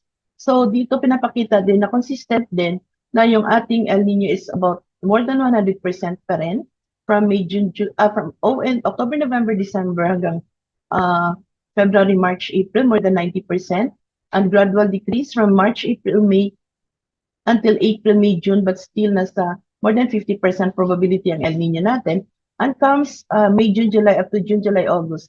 Dito na mas bumaba yung ating ENSO, mas tumaas yung ating ENSO neutral probability kaysa doon sa ating El Nino probability. And also, we could see na mayroon siyang increasing, may ano din siya, about 20% probability for El Nino. But still, we are consistent na nasa ENSO neutral condition after the April, May, June, July. And considering na yung ating climatological probability for an El Nino and La Nina decreases starting February, March, April, and tumataas din yung probability natin climatologically ng ating ENSO neutral during the second quarter of the year. And sa strength naman, kung gaano ba kalakas itong ating El Nino sa ngayon in terms of intensity, we expect na yung ating moderate na El Nino sa ngayon is expected na magiging strong starting September, October, November season and hanggang December, January, February, which is likely the peak of our El Nino. And then it gradually decrease the sea surface temperature or the index na tinitingnan natin hanggang magiging moderate, and then it becomes weak until magiging ENSO neutral coming May, June, July. Mas mataas na yung probability ng ating ENSO neutral pag nakita natin dito sa ating probability forecast. And based din sa mga model na tinitingnan natin from the NMME, from IRI, yung mga dynamical at statistical models, this also shows that majority of the models indicate that this El Nino will persist until April, May, June. Dito makikita natin na 0.5 degrees Celsius and above pa rin siya from sa April, May, June. This is the average. And most likely, the peak is November, December, January. And then nearly all models suggest a moderate to strong El Nino, which is based on the sea surface temperature anomaly or the oceanic Nino index greater than 1 degree Celsius. So, or 1.5 degrees Celsius, it's strong, and 1 to 1.4, it's moderate, and 0.5 to 0.9 is weak. So, sa ngayon, we expect a moderate to strong El Nino in the coming months. And then, ito sa ating ECMWF forecast also shows consistent na siya na magiging, it favors a strong El Nino in the coming months base dito sa mga model, iba't ibang model forecast ng ating isang tinitingnan, which is the ECMWF model. And also from the CFS model, it also shows a moderate to strong El Nino, which is favored from November, December, January up to May, June, July. Up to April, May, June, I mean. So our ENSO alert system status is still at El Nino, and we will issue the El Nino advisory at first week of November. And so sa ngayon, our statement is that moderate El Nino continues to persist in the tropical Pacific based on the recent na ONI values natin, and is predicted to become strong in the coming months. So maybe by next month, pwede na siya magiging strong, and we will update our El Nino advisory number 5 this coming first week of November.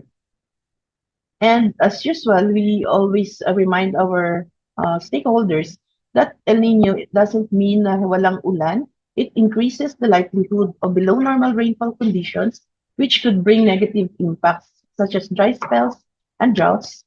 At sa atin, meteorological dry spells and droughts ang ating dinideliver in some areas of the country kasi hindi naman lahat ng lugar sa Pilipinas ay magkakaroon ng makakaranas ng dry spells and droughts. Titingnan natin mamaya yung ating forecast based sa ating rainfall. So the weather systems that could affect the country from November to April, so we have already terminated the southwest monsoon. So sa ngayon, ang most dominant na weather system is the northeast monsoon or amihan, and then it will likely last until February, yung pinaka-peak. And then the localized thunderstorms still nararanasan natin hanggang sa ngayon, yung shear line, which is also affecting the country. Pag may northeast monsoon, the frontal system, and then the intertropical convergence zone, ang kanyang axis, mean axis is pag nasa amihan tayo is nasa south of the country or sometimes nasa south pa siya ng Pilipinas during the peak na ng ating northeast monsoon. And then yung easterlies also, since mayroon tayong El Nino, we expect our easterlies to be weak. And then the ridge of high pressure area, pag panahon na ng tag-init, this is the dominant na ating weather system. The low pressure area, and then the tropical cyclones. And for our rainfall forecast for the next 6 months, makikita din natin na mapa natin iba't iba yung kulay. So pag way below normal, kulay pula, meaning we have less than 40% lang ng ating rainfall is expected. And then 41 to 80% still below normal. And then pag 81 to 120% of the normal, it's near normal, and greater than 120%, it's the above normal condition.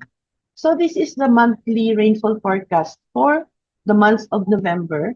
So makikita na natin yung ating rainfall, normal rainfall for November, nandito na yung kanyang maximum rainfall over the eastern side of the country, which ranged about 400 to 500, lalong-lalo na dito sa Eastern Luzon, as well as Bicol region area.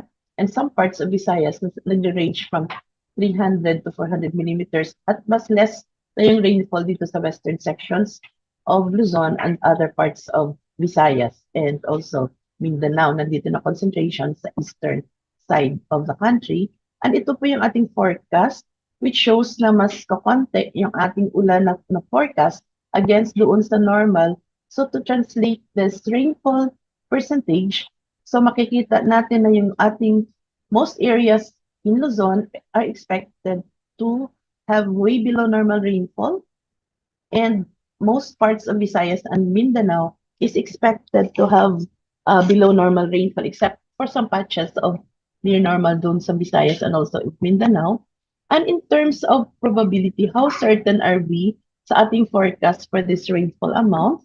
So dito makikita natin na napaka-taas po ng ating probability for our November rainfall, which shows na may mga areas na more than 75% probability for below normal. Kulay red, ibig sabihin, probability for below normal, mostly dito sa Central Luzon as well as Bicol region and some parts of Visayas.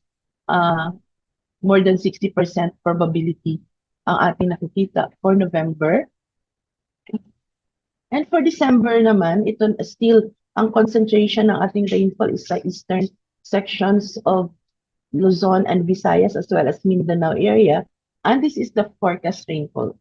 So tulad na sinasabi natin, hindi ibig sabihin na pag may El Niño walang ulan. So nakikita natin na ang ating ulan dito sa eastern section of the country for December, nagre-range pa rin siya from 100 up to 300 millimeters or meron pa nga 400 millimeters.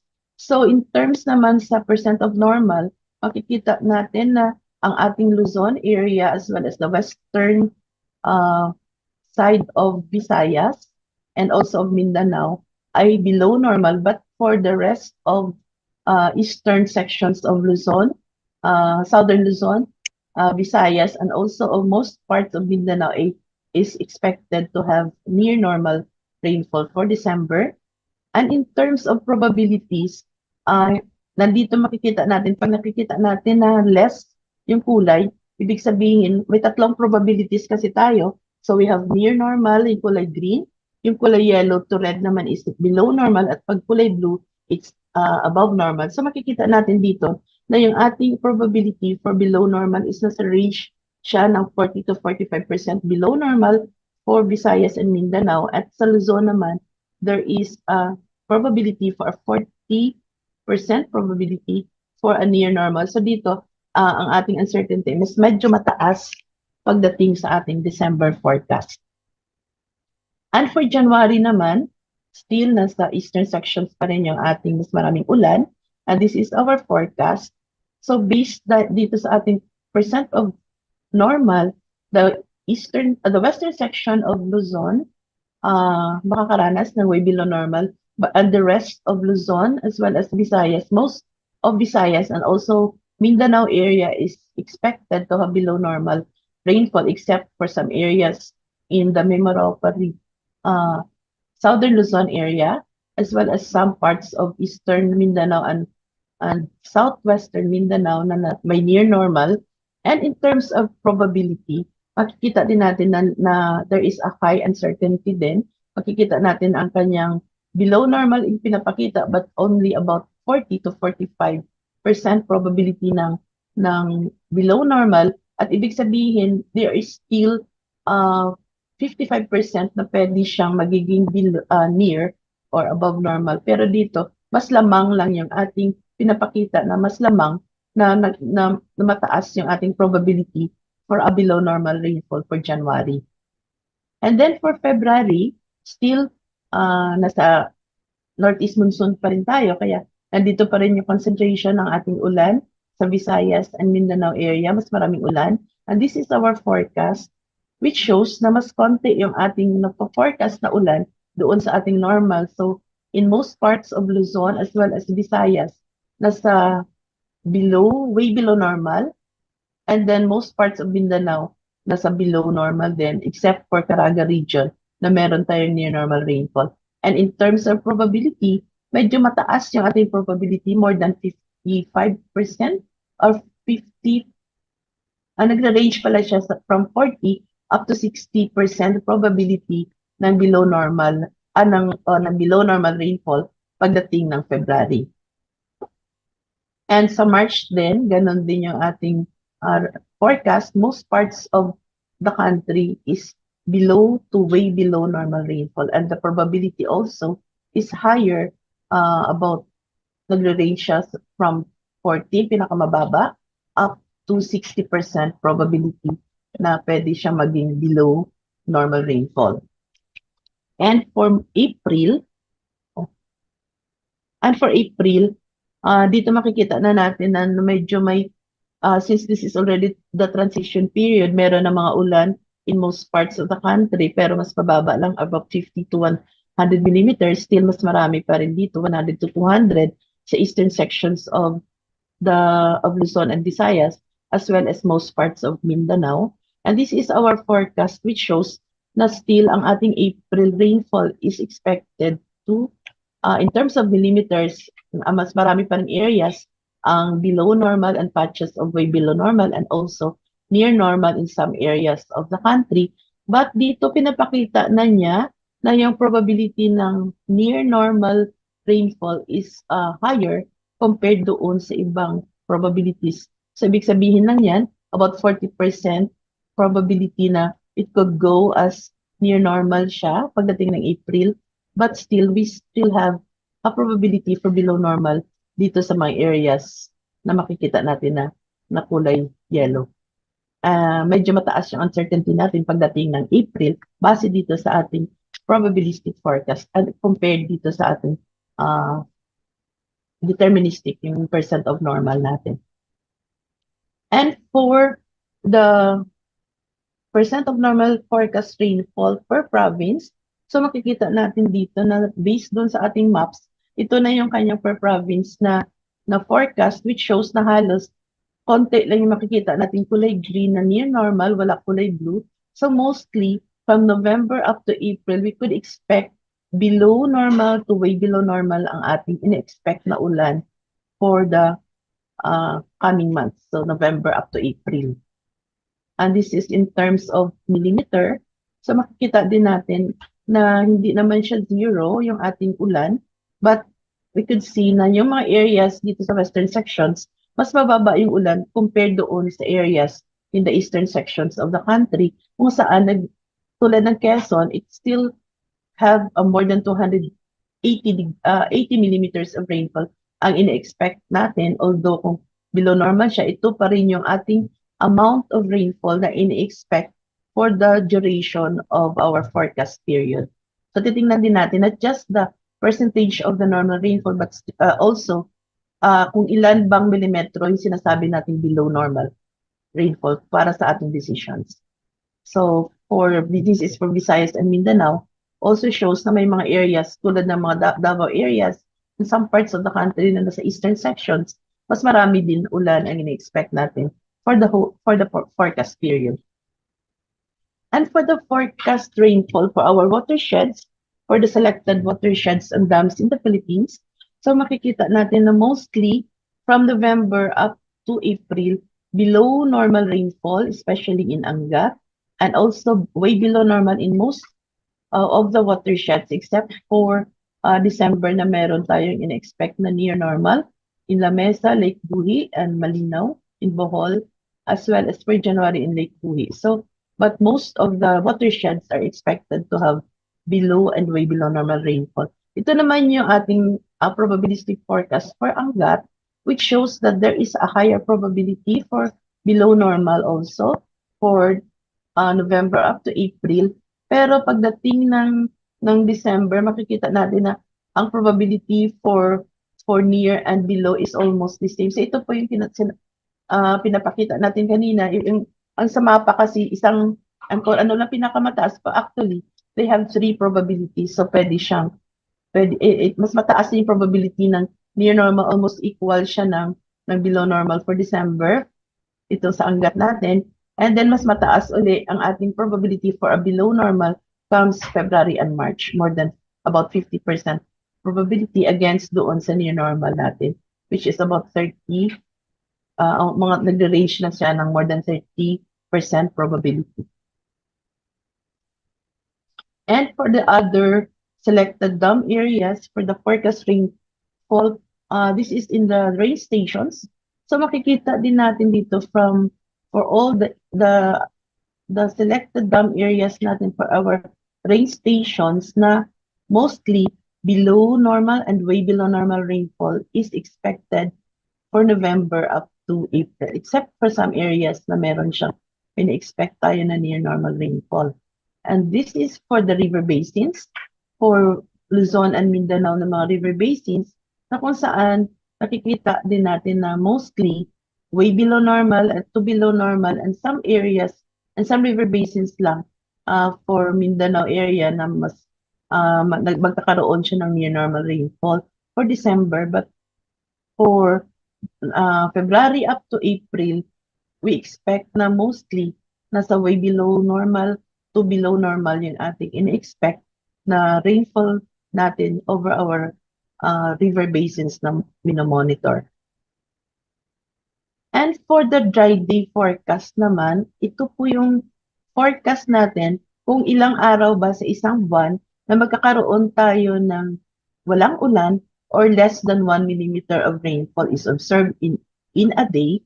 So these are the forecasts from November to April na kung saan makikita natin na kulay brown, ibig sabihin yan, mas maraming araw yan na walang ulan or may ulan man less than 1 millimeter in most parts of the country.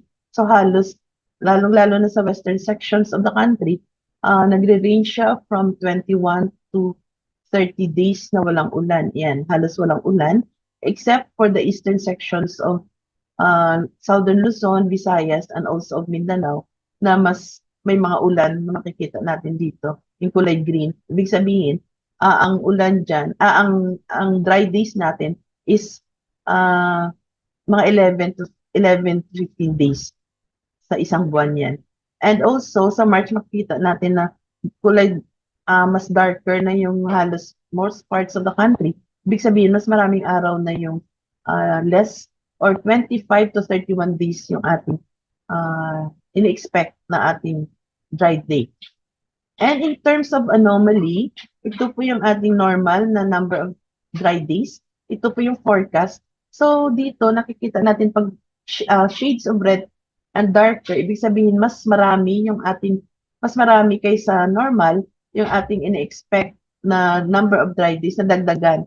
So dito sa November, maraming areas or provinces na nadagdagan siya ng number of dry days. So nadagdagan siya ng mga 6 days. So ibig sabihin mas maraming araw na mas halos walang ulan. So ibig sabihin yan, mas konti yung ating in-expect na ulan if mabawasan pa yung ating madagdagan pa yung ating number of dry days. So until March, April, marami pa ring areas ang nadagdagan. Mostly positive ang ating anomaly. For Visayas and Mindanao also, makikita natin na halos lahat red shades, ibig sabihin, positive yung anomaly, nadagdagan yung ating number of dry days. So ito naman yung ating outlook for our dry spell, meteorological dry spell and drought conditions for November to April based on the rainfall na pinorcast natin kanina. So ito po yung ating criteria na ginamit as what I have already explained na rin kanina ni Sir Joey. Kapag meron tayong 2 consecutive months na below normal rainfall conditions, that is considered under dry condition, that province or area is under dry condition. Pag 3 consecutive months na below normal dry spell, or kahit 2 consecutive months lang na way below normal, that is already considered under meteorological dry spell conditions. At pag 3 consecutive months na way below normal, it could be considered under met drought, or 5 consecutive months na meron kang below normal rainfall conditions. Ito po yung ginamit natin kung paano natin, ano ba yung criteria natin, pag way below normal hanggang above normal. Ito yung way below normal and below normal, I mean, na criteria na ginamit natin dito for our assessment analysis. for our analysis. So this is the November natin na outlook for areas that could be potential for dry spell, drought, and then dry condition. So itong ating ginamit is the actual rainfall conditions from July up to October 23 na rainfall observed. And then, dinugtong natin yung ating forecast for November na rainfall. So, based doon sa ating 3 consecutive months or 4 consecutive months na rainfall assessment and forecast, so ito na po yung mga areas that could be considered under dry conditions. So 2 consecutive months pa lang siya na below normal. So we have 56 provinces that could be potentially candidate for dry conditions. And then we have 16 for dry spell. Pag tatlong sunod-sunod na buwan na siya na below normal, so we have 15 in Luzon and also only 1 in Visayas. So 16 provinces are potential for dry spell for November. And then for December, so based sa rainfall natin, kasi mas maraming areas pa rin tayo na expected na magkakaroon tayo ng near normal. So, nabawasan yung ating areas in Visayas in Mindanao. But we have 5 areas for dry condition dito sa Luzon, 4 at isa sa Visayas.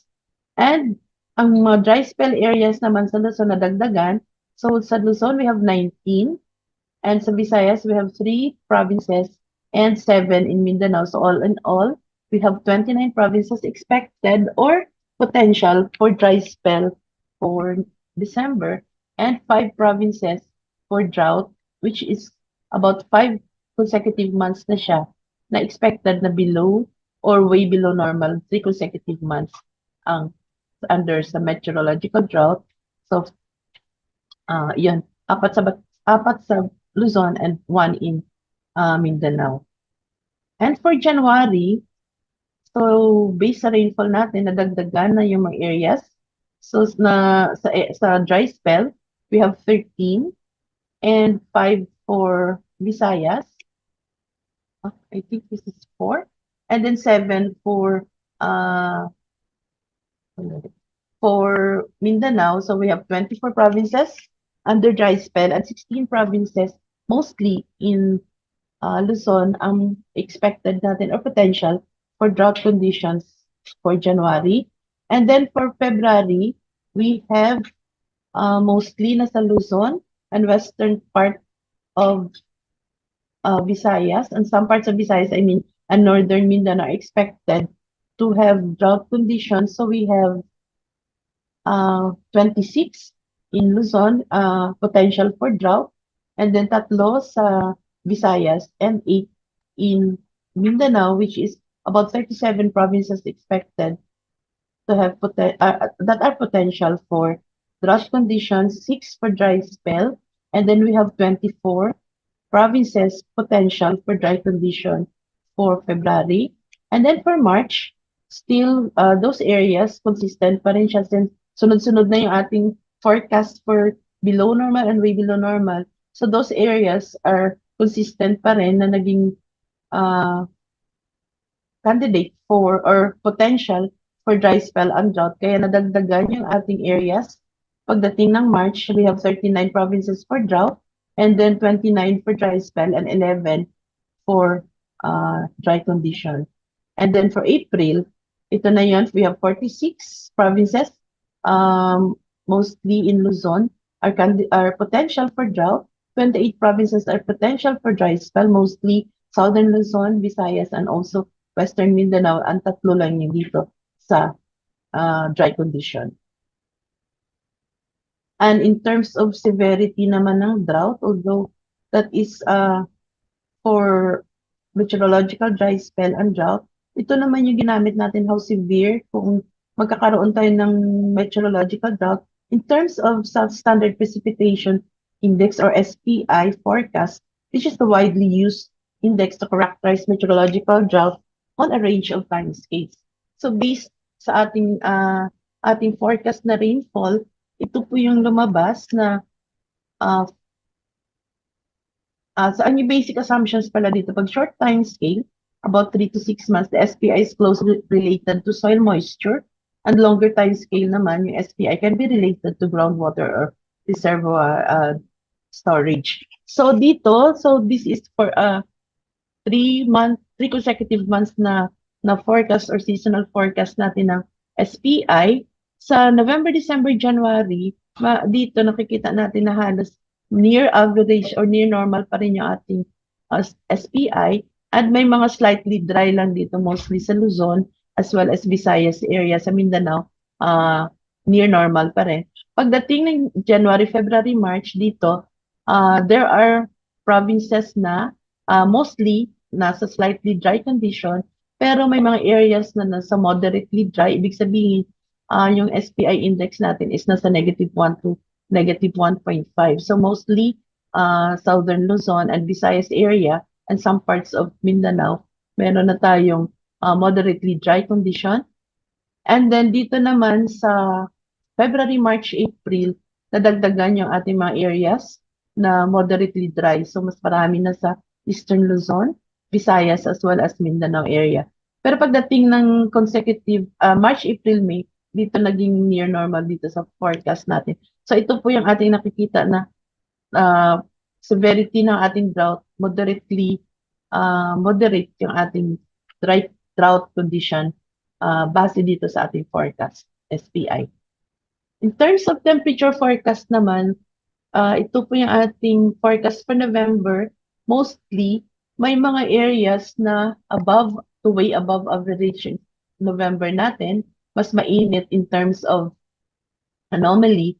So, pero may mga areas din dito, may mga stations tayo na expected na cooler than average or way below to below average yung ating anomaly, but mostly near to above average ang November temperature natin in terms of the mean. And then for December, still we expect natin na mostly nasa near to slightly warmer than average, but meron dito sa Central Luzon area and some parts of Mindanao and Visayas na magkakaroon ng above average or warmer than average temperatures.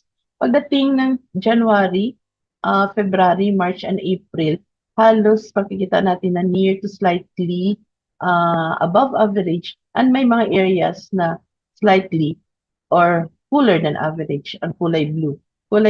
Shades of red, warmer than average, shades of blue, cooler than average. So hindi ganun kainit yung ating ina-expect for the forecast period except for November to December. But still, itong ginagamit natin na forecast dito na normal temperature is based sa ating normal temperature, which is normally pagdating ng November, mas lumalamig. Medyo lumalamig na yung ating temperature December as well as papunta na ng ating February. And March to April, we expect na mas mainit na yan compared mo dun sa ating temperature na ating normal temperature. And then for the extreme temperature forecast natin, this is just a day na pwede natin maranasan yung air temperature natin na umabot sa observations ng. So dito makikita natin na yung temperature natin ang the extreme. Pagdating ng March to April, we could expect more than 37 up to 38.5 degrees Celsius. Pagdating ng March, ang pinakamainit in most parts of the country, as well as ng April, meron tayong in-expect na more than 39 degrees Celsius sa Luzon, as well as in the lowlands of Mindanao. And dito naman sa minimum, ang in-expect pa rin natin na pinakamababa na temperature, which is less than 10 degrees centigrade Celsius, is pagdating ng January to February. Nasa range lang siya, especially ito sa Baguio area ito, mountainous areas of Luzon, nagre-range na siya from 9.4 up to 12 degrees Celsius. So mas mababa pa rin in-expect natin the temperature for the forecast period. At ilang bagyo pa ba ang in-expect natin? So for November and December, we still expect 1 or 2 na tropical cyclones, pero pagdating ng January hanggang April, we expect 0 or 1 na bagyo. And then, so on the average, we expect 2 to 5 na tropical cyclones ang in-expect natin, or 2 to 3 na lang up to December ang ating in-expect. And ang tracks naman ng ating mga bagyo, pag nagkaroon tayo ng bagyo, mostly nasa south na ito, nasa Visayas, southern Luzon, Visayas, and northern Mindanao area. Pagdating ng November until December, at hanggang January, February na yan, mas mababa na yung mostly ang tracks ng ating mga bagyo. And then until April na mostly naman, pag meron, either mag-cross din siya sa Visayas or mag-recurve papuntang Luzon. So that is the preferred tracks ng ating mga bagyo pagdating ng November up to April. Ito naman kanina napakita na ito na most ang active season pa rin natin ng ating mga bagyo is from July up to November, June, July up to November, and less active pagdating ng itong season na to December up to February up to May. Mas less yung ating mga bagyo na pumapasok sa ating Philippine area of responsibility. So in summary, we have already our ENSO alert system status is El Nino Advisory number 4, and we are about to issue na number 5 this coming November. And then moderate El Nino continues to persist in the tropical Pacific and is predicted to become strong in the coming months. And for our rainfall forecast for November up to April, so yun, for November, generally way below to below normal, and a very high probability for below normal in November, and also in December, nasa mostly below normal in most parts of the zone. While most of Visayas and Mindanao are likely to receive near normal rainfall for December, with a 40 to 45% probability for below normal in most parts of the country. So ang January natin, generally way below to below normal din in most parts of the country, except for some areas in Luzon and Mindanao where near normal rainfall is expected, and then the probability is about 40 to 50% for below normal, ang mas higher probability. And February, March natin, generally way below to below normal din, expected in most parts of the country, with a high probability for below normal. And then the April also, April forecast, generally below normal, with patches of near normal is expected, and 40 to 45% probability for near normal ang in-expect natin for April in most parts of the country. So ang temperature forecast natin, below to warmer than average, but still we could expect cold temperature surges to occur during the northeast monsoon season. So usually may mga surges tayo pagdating na ng December, January, and February, kung saan nasa peak na tayo ng ating northeast monsoon. And then ang tropical cyclones, we have 2 to 5 expected to enter or develop in the Philippine area of responsibility from November up to April. At yun sa ating MET dry spell and drought outlook, by the end of January, we are expecting 29% potential for dry spell, or about 24 provinces, and 19 provinces potential for drought, or 16 provinces yun. And then by the end of April, 33% is potential for dry spell, or 28 provinces, and 55% of the country potential for drought, which are about 46 provinces. And in terms of severity of our drought conditions, based from ating 3-month SPI forecast, that suggests that most parts of the country will likely experience moderately dry conditions during the February, March, April 2024 season. And with that, PAGASA will continue to closely monitor the ongoing El Nino, and updates and advisories shall be issued as appropriate. So with that, maraming salamat sa pakikinig. Thank you very much po, Ma'am Rusi, for giving us the climate outlook. And then to give emphasis na rin po, dahil yun nga pong El Nino natin ay expected to strengthen in the coming months, ngayon po ay nasa moderate El Nino na tayo, ay napakahalaga po na maibahagi natin yung ganitong mga information sa ating mga kababayan, especially sa ating mga climate-sensitive sectors, lalong-lalo na sa sektor ng agrikultura. So kasabay po ng pag-confirm ng PAGASA sa presence po ng El Nino conditions noong July, ay yung pagbuo po o pag-reactivate ulit ng tinatawag natin na National El Nino Team, yung NENT. So it's headed by the National Economic Development Authority, or NEDA. Ang National El Nino Team po ay binubuo ng mga iba't ibang national government agencies, kasama po ang PAGASA, katuwang po ang mga local government units as well as yung ating private sector. And to further discuss to us briefly kung ano po yung framework ng team na ito, I would like to call on our special lecturer from NEDA, Mr. Rosauro De Leon, Chief Economic Development Specialist ng NEDA Regional Development Staff. Go ahead po, sir. Good morning, everyone. Thank you, sir. Maraming salamat po sa PAGASA for giving us a chance to share a lecture with everyone for this 165th Climate Forum. Let me share my screen.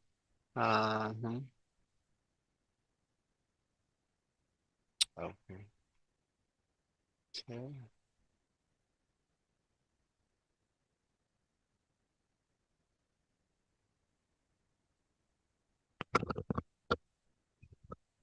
And nakikita na po, maliwanag. Yes, po, sir. So, okay. So I'll go directly to the slide. So ito po yung structure ng National El Nino Team, no? Just to clarify, there had been changes po on the structure that we have now compared to dun sa last El Nino that we had in 2019. In 2019, it was a National El Nino Task Force headed by NEDA.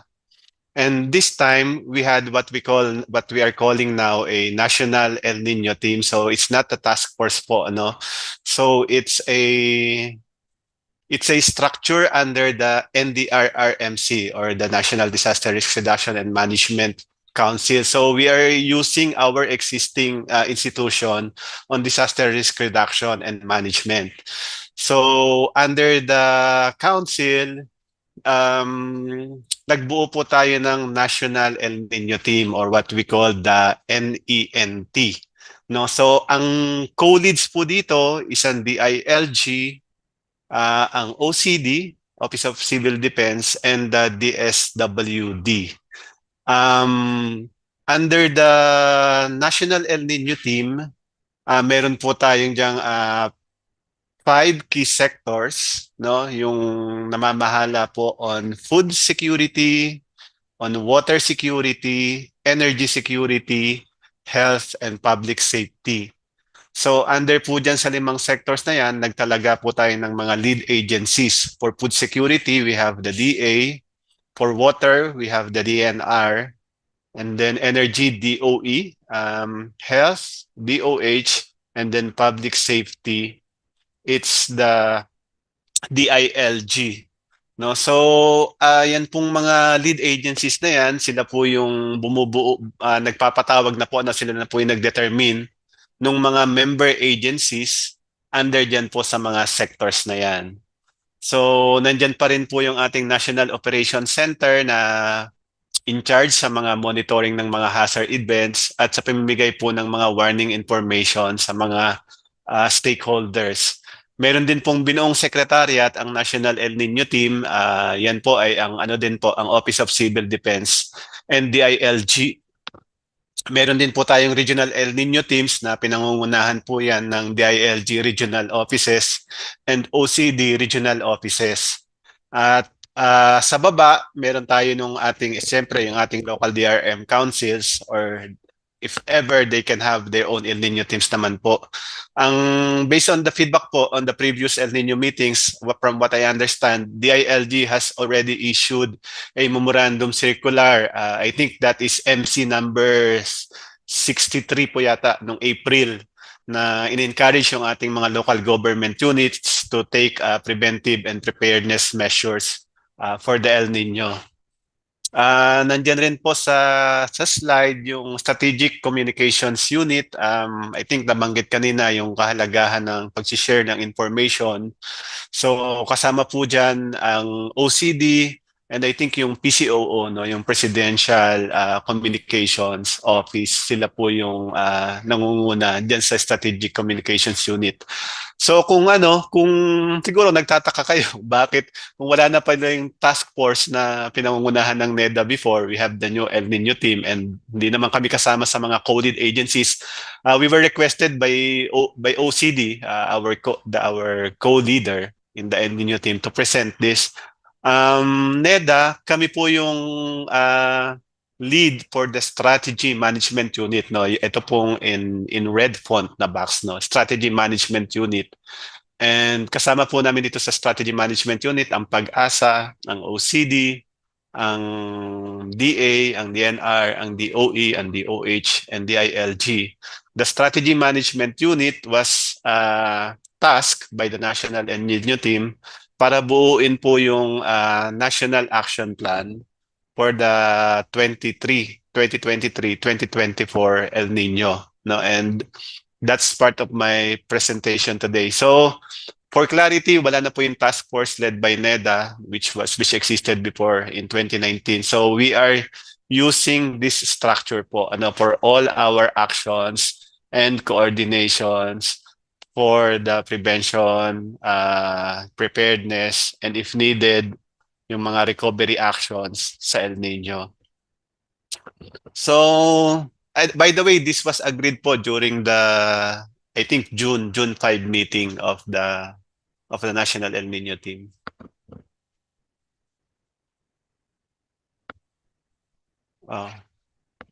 Ayaw mag-move. Okay, I cannot move my slide. Teka lang po, ha?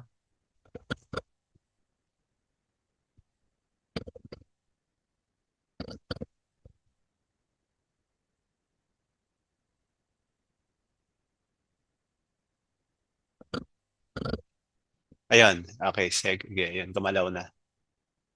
Okay, ito lang po yung kaya gaya ng nabanggit ko, the Strategy Management Unit, which is led by NEDA, prepared or drafted the National Action Plan for the El Nino. So it's a draft. It was submitted last month, September, to the Secretariat, to the Office of Civil Defense. And as of this moment po, wala pang meeting ulit to validate and to formally approve. But this framework that I'm showing you was already part of the agreements before, no? So the action plan is yet to be approved, but this framework was approved before already na po. So this is what I'm sharing to you today. So, ang ating framework, meron po tayong societal goal dyan po sa pinakaitaas to increase resilience of communities. Increasing resilience, this is aligned with our Philippine Development Plan 2023-2024, particularly on the Chapter 15, to increase resilience of communities to the impacts of hazard events, disasters, including climate change. So doon po natin hinuhugot yung societal goal para sa ating El Nino framework. And our goal is to mitigate and address the impacts of the ongoing El Nino event, no, that was presented sa atin during the climate forum. So nandito pa rin po yung 4 na sectors na pinresent ko kanina. And each sector po was tasked to prepare their respective action plans, guided by this framework. So for water security, the target outcome is to have sufficient water supply ensured. The objectives is to efficiently allocate water supply during El Nino, to develop alternative water sources, intensify water conservation efforts, and enhance water governance. So ito pong objectives na to, lahat po ng mga PAPs or PPAs, programs, projects, activities na implement ng mga member agencies under water security shall be guided by this envisioned target outcomes and objectives, no? So kasama po dyan yung mga projects on mga maintenance ng mga water distribution system, yung pag-fast track po ng development ng mga alternative water sources, pag-activate ng mga ground sources of water if needed. No, so yan po yung mga example ng mga PPAs for water security. So for food security, again, led by DA, ito po yung kanilang agreed outcomes, is to have adequate and stable supply of key food commodities ensured, income losses of affected farmers and fisher folks minimized, access of consumers to affordable food commodities expanded. So under this outcomes, ito po yung mga objectives, is to ensure ample support services for food production, to provide social protection to affected farmers and fisher folks, kasama na po din yung livelihood support and financial assistance, to stabilize prices of basic necessities or prime commodities, and facilitate efficient and unhampered transportation, distribution of food. So again, the PPAs of the DA, bureaus under the DA, and other members of the food security will be guided by this outcome. No, kasama po dyan yung mga proper maintenance and repair ng mga irrigation canal, yung mga prepositioning po ng mga mobile na water pumps, yung production support, no, para sa ating farmers and fisher folks. Kasama po dyan yung mga review and adjustments sa mga planning calendars. So yun po yung mga sample ng mga interventions as guided by these outcomes and objectives. So for energy security, the outcome is to minimize power interruption during the El Nino.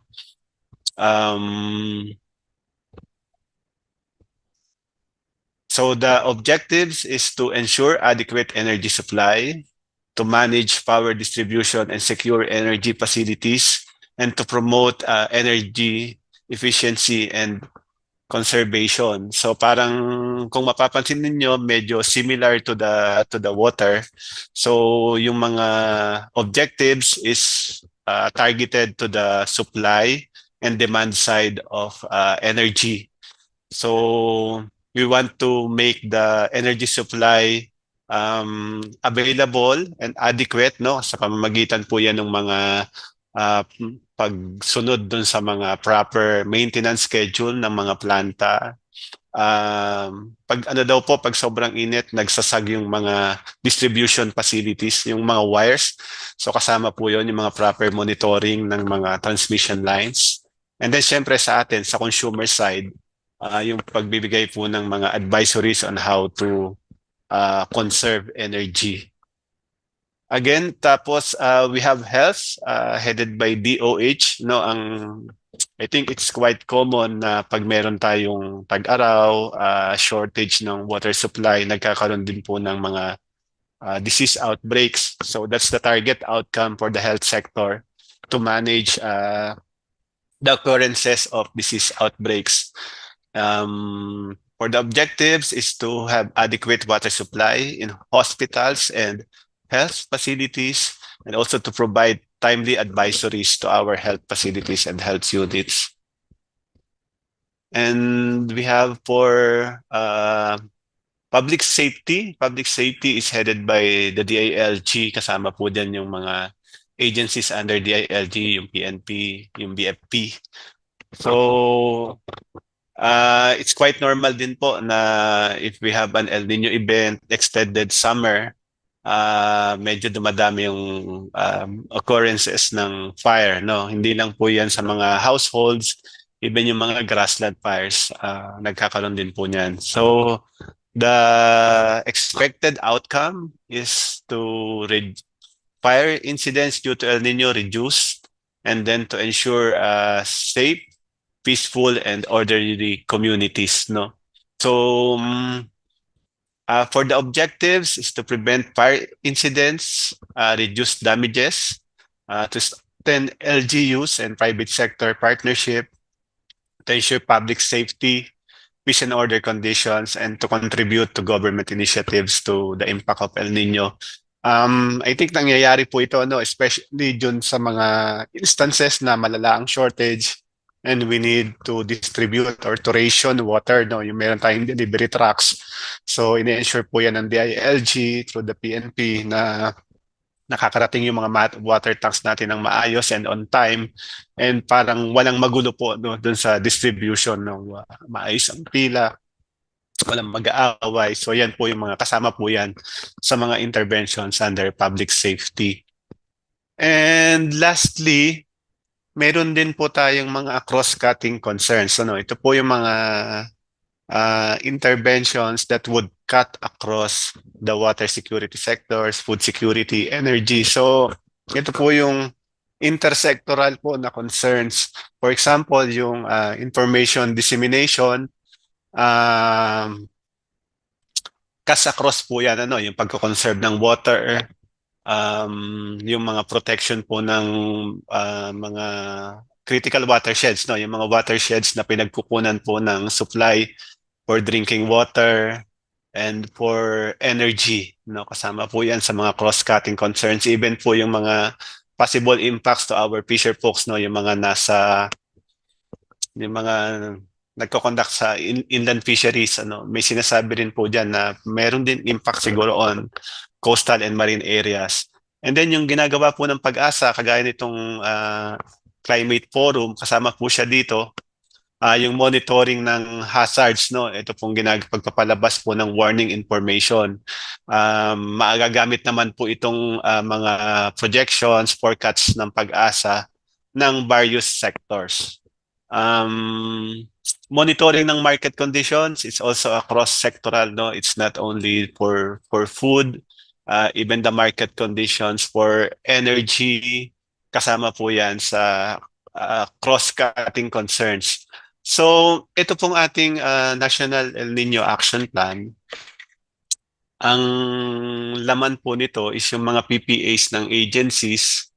Nag-start na po ito nung nitong second half of 2023, ano. So ini-implement na po yung mga PPAs under the action plan, and the interventions would also extend up to December 2024, no. So I think while yung sinasabi ng PAGASA, we are expecting near normal conditions na starting May, June, ano, but it could be that the impacts could go beyond that that quarter of next year. So ang naging agreement po by the El Nino team is to magkaroon po tayo ng plan of actions hanggang that would extend up to end of 2024, no, hanggang December po. So doon po sa ating action plan, meron din po dong mga long-term na mga strategies na nakalagay. For example, hindi naman po matatapos sa 2024 yung malalaking dam projects for drinking water, yung malalaki nating infrastructure projects, yung mga new irrigation systems, no, continuous po yan. Yung mga efforts to rehabilitate watersheds would definitely go beyond next year.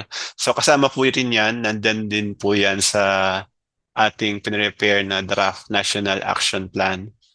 So we're just awaiting for the official approval po, no. I think PAGASA still submitted some comments, ano, kasi part po ng action plan is the projections, no. So lahat po ng mga pinopose natin doon na intervention strategies are meant to be guided by the projections by PAGASA. So nagkaroon pa po yan ng, I think, updating parang last week, no, may mga agencies pa po na nag-provide ng additional inputs.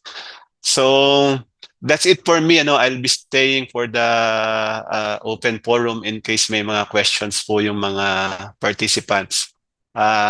Salamat po.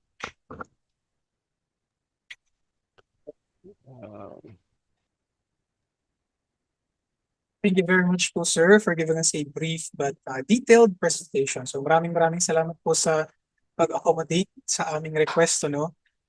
We are down to the last portion of our event para po magkaroon tayo ng exchange of insights at maging in-depth po at participative ang ating discussion.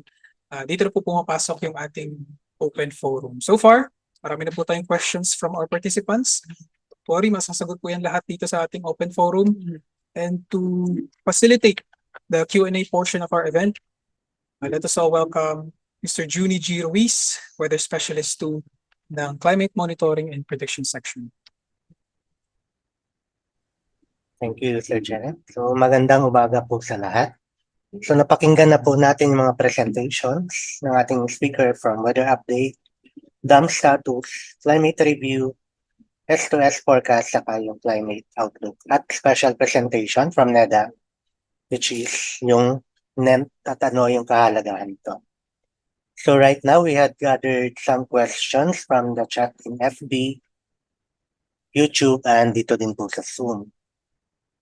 And those questions will be answered. And if may mga katanungan pa po kayo, you can raise your hand to be recognized. So I will be sharing na po yung mga questions.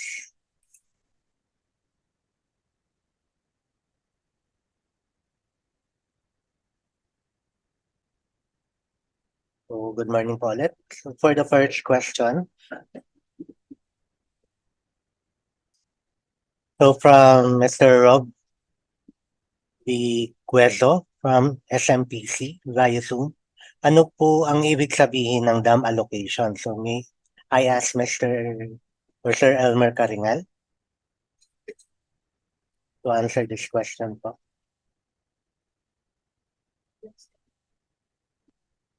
Or anyone from HMD?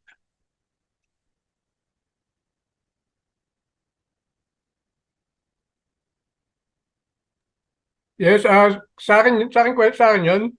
Yes po, sir. Pakiulit na question. Ano po, ano daw po yung ibig sabihin ng dam allocation na naka-CMS? Ano kasi yun? Yun yung mga parang ano ng isang dam dun sa mga like yung Angat, for example, yung ibinibigay nilang tubig dun sa NIA and dun sa mga water concessionaire. Yun yung mga allocation ng mga dam. And dun sa mga pantabangan, yung sa irrigation, and yun dun sa pagbibigay nila ng tubig dun sa mga like dun sa power generation, yun yung mga ginagamit.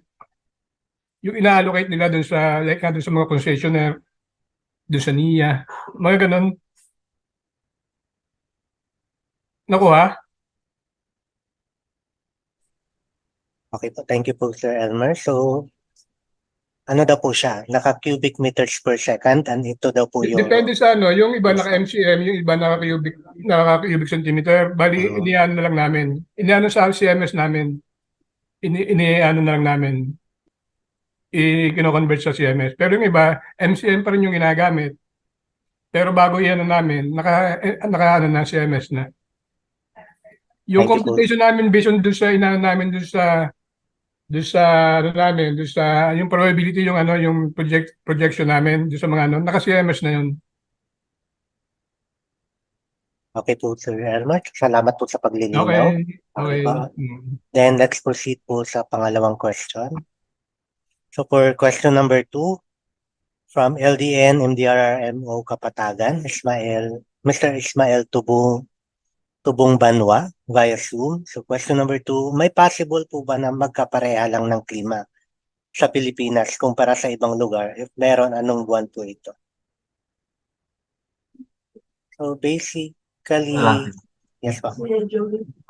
Sir Joey.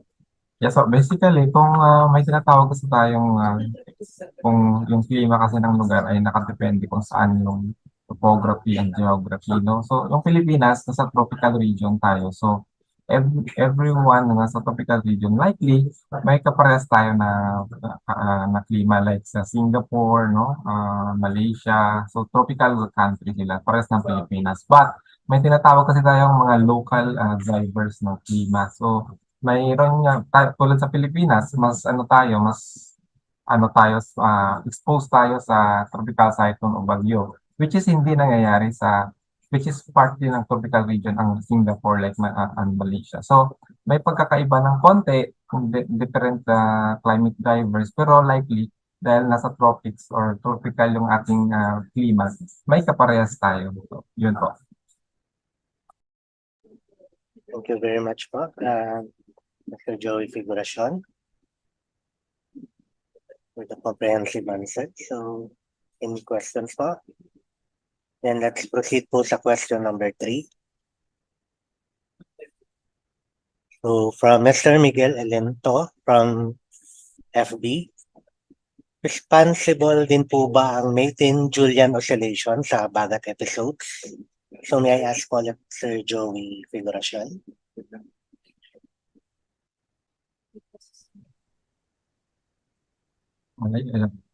Yes, actually sa yung MJO ay nag-occur siya throughout the year, pero ang kanyang return period or tinatawag nating cycle ay about 30 to 60 days. So likely during the period of habagat, nandyan nag-oscillate siya during that time. So may mga instances na yung yung suppressed and active phase ay nag-meander sa atin. So ito yung nagko-cause actually ng tinatawag nating fluctuation ng ating or variability kung tinatawag natin variability ng ating mga ulan, hangin, ganyan. So that's why minsan nasasabi natin na yung habagat ngayon mas maulan kaysa sa or ang habagat ngayon medyo walang ulan. So ganyan po, meron siyang epekto sa habagat. Maraming salamat po Sir Joey. Then let's proceed po sa question number 4. So from LDN, MDRMO Kapatagan, Mr. Ismail Tubong Banwa, by Zoom. If ang Pilipinas po ay nasa tag-init na sitwasyon, anong lugar or bansa po ang maapektuhan nito or only sa Pilipinas lang po ba makakaranas nito? Salamat.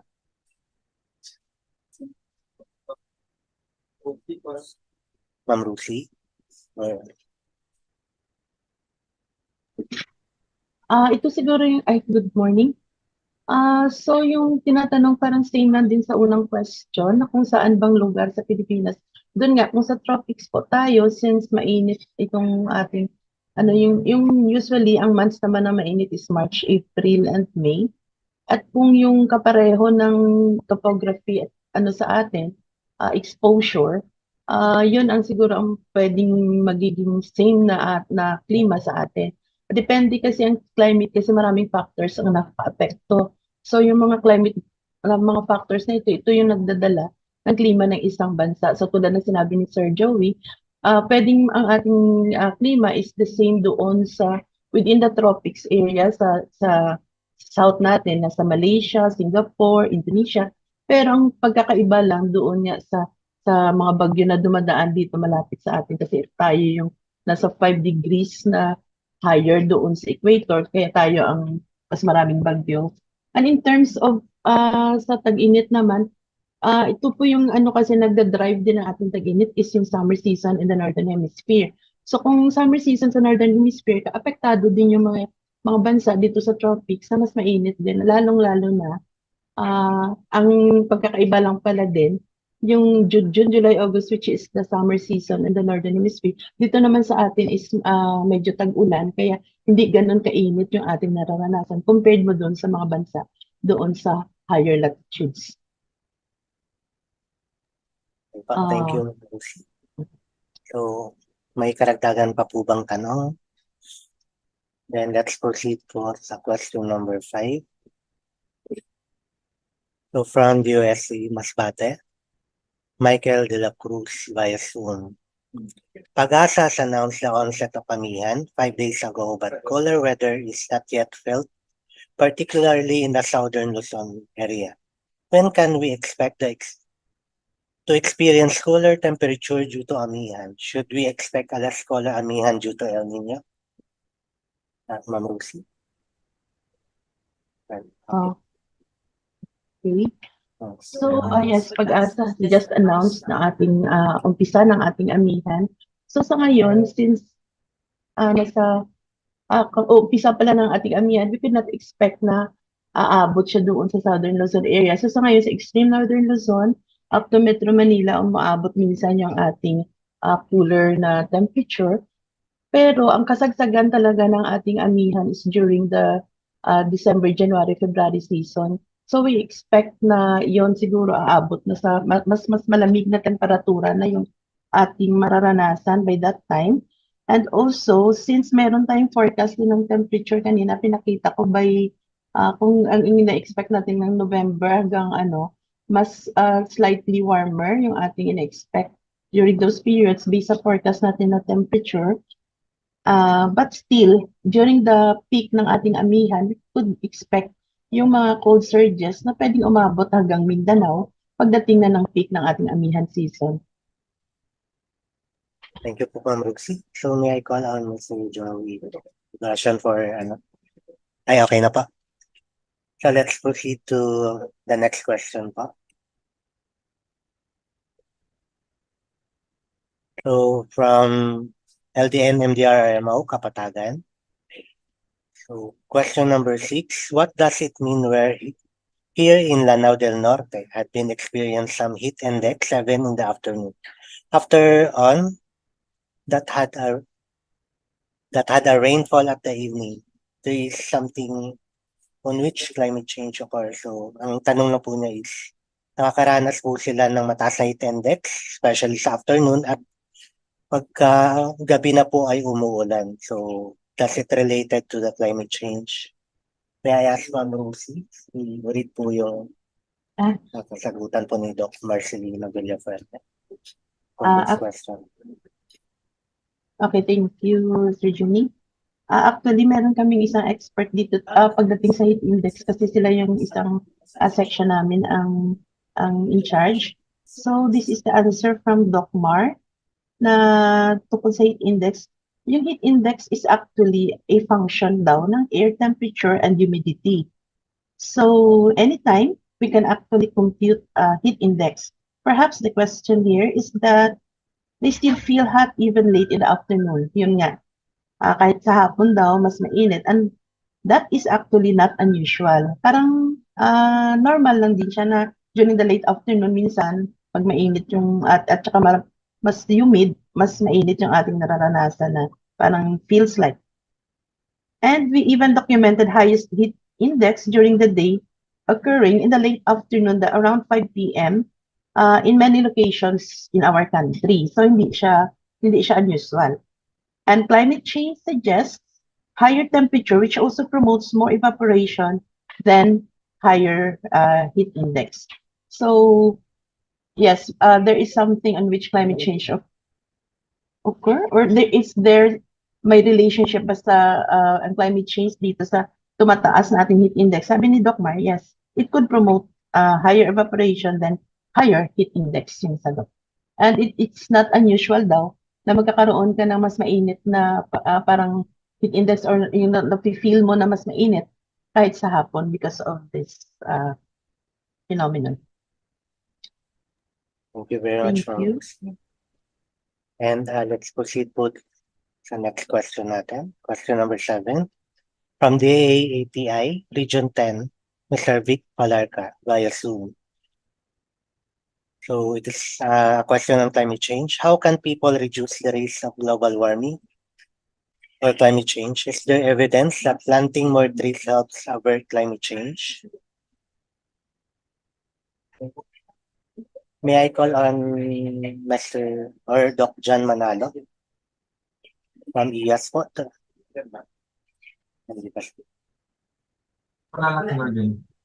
Ayun, sige. Sige, sir, John. Okay, maybe I can respond on some information lang siguro or other colleagues can add, no? Yes, people can reduce the risk of global warming or especially the climate change. Ano pwede natin gawin po? So, bilang normal lang tao, we can contribute sa ng climate change. Like, we eat more vegetables kasi nga kung nag-ano tayo ng mas maraming mga karne, nag-ano yan sa carbon emission.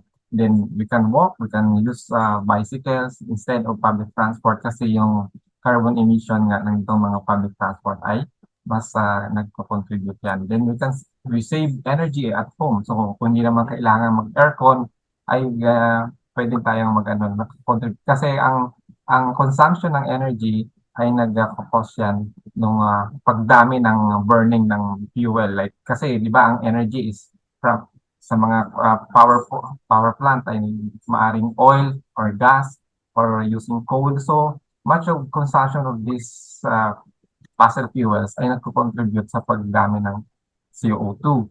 At the same time, ang isang sabi niya rito is, may evidence ba yung planting of more trees ay nakaka-help ng avert ng climate change? Yes po, meron. But, for two reasons po yan. Actually, isa pa rin yan sa pinaka magandang solusyon sa climate change for two reasons. It absorbs or it can sequester the CO2 emission in the atmosphere. So, pangalawa, nag-reduce ng risk ng soil erosion. So that's why maaaring nag-reduce yung mga landslides kung mayroon tayong high impact rainfall and yung mga flash floods kasi nakakatulong yung mga puno. But ang sinasabi po na kung hindi na ma-manage naman yung reforestation, ay maaari rin po siyang can do harm than good kasi kung namamatay kasi ang mga puno, kung maraming puno yung tinatawag na ating sinasabi dito. Kung maraming puno ay maraming yung namamatay o nabubulok ay actually ano rin yun po yun source din yun ng CO2. So that's why ang sustainability dapat ng reforestation dapat nabubuhay yung puno at hindi marami yung pinapatay or kasi yung pagbubulok ng mga puno ay nagko-costing po yan ng addition doon sa ating CO2. Maraming salamat. Thank you very much, Sir Joey, for the comprehensive answer.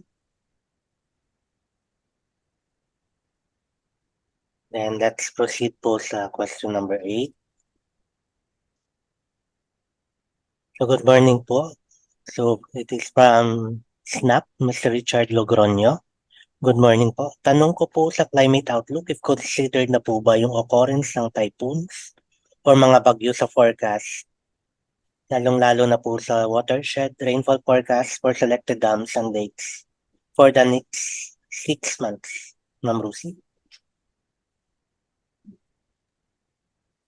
Okay, thank you for the question.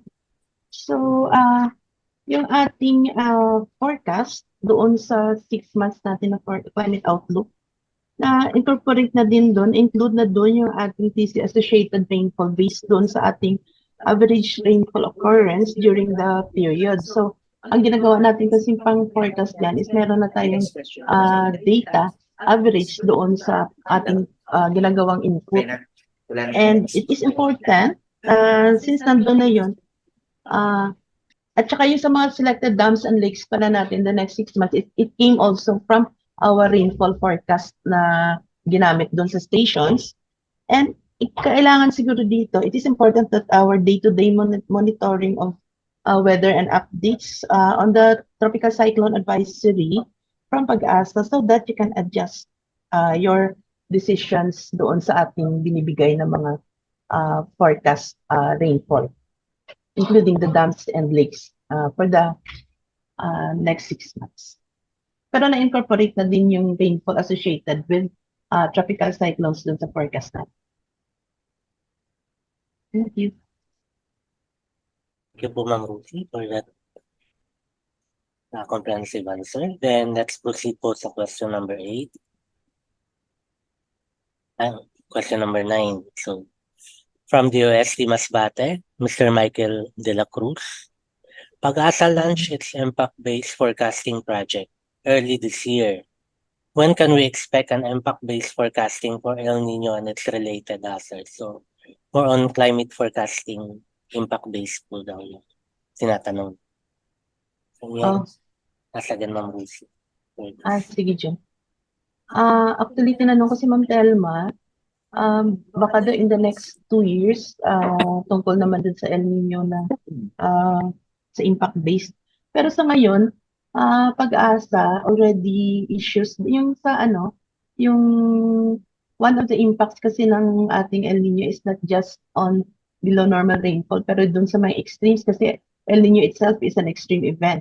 So pwede siyang impact niya is yung flooding kasi we expect during habagat season na mas maraming ulan, as well as doon naman sa less rainfall during the last quarter up to the first quarter of the year na less rainfall, nagbibigay yung PAGASA ng ating potential areas for dry spell and drought as well as yung actual or observed na areas na could experience or naka-experience ng mga meteorological dry spell and drought. So isa yung sa ating ginagawa sa ngayon na forecast. Based on our forecast, we give the would-be impacts doon sa ating mga forecast areas.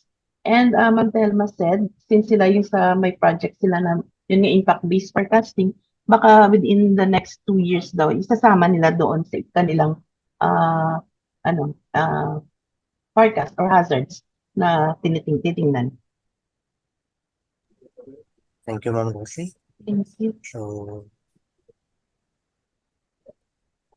yes po, you can expect that we will be also develop an El Nino impact-based forecasting in the next few years po.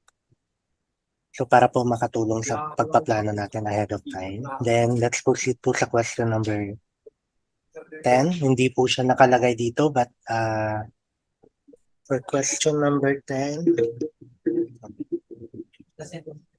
So from DOST-MBT, Mr. Michael De La Cruz.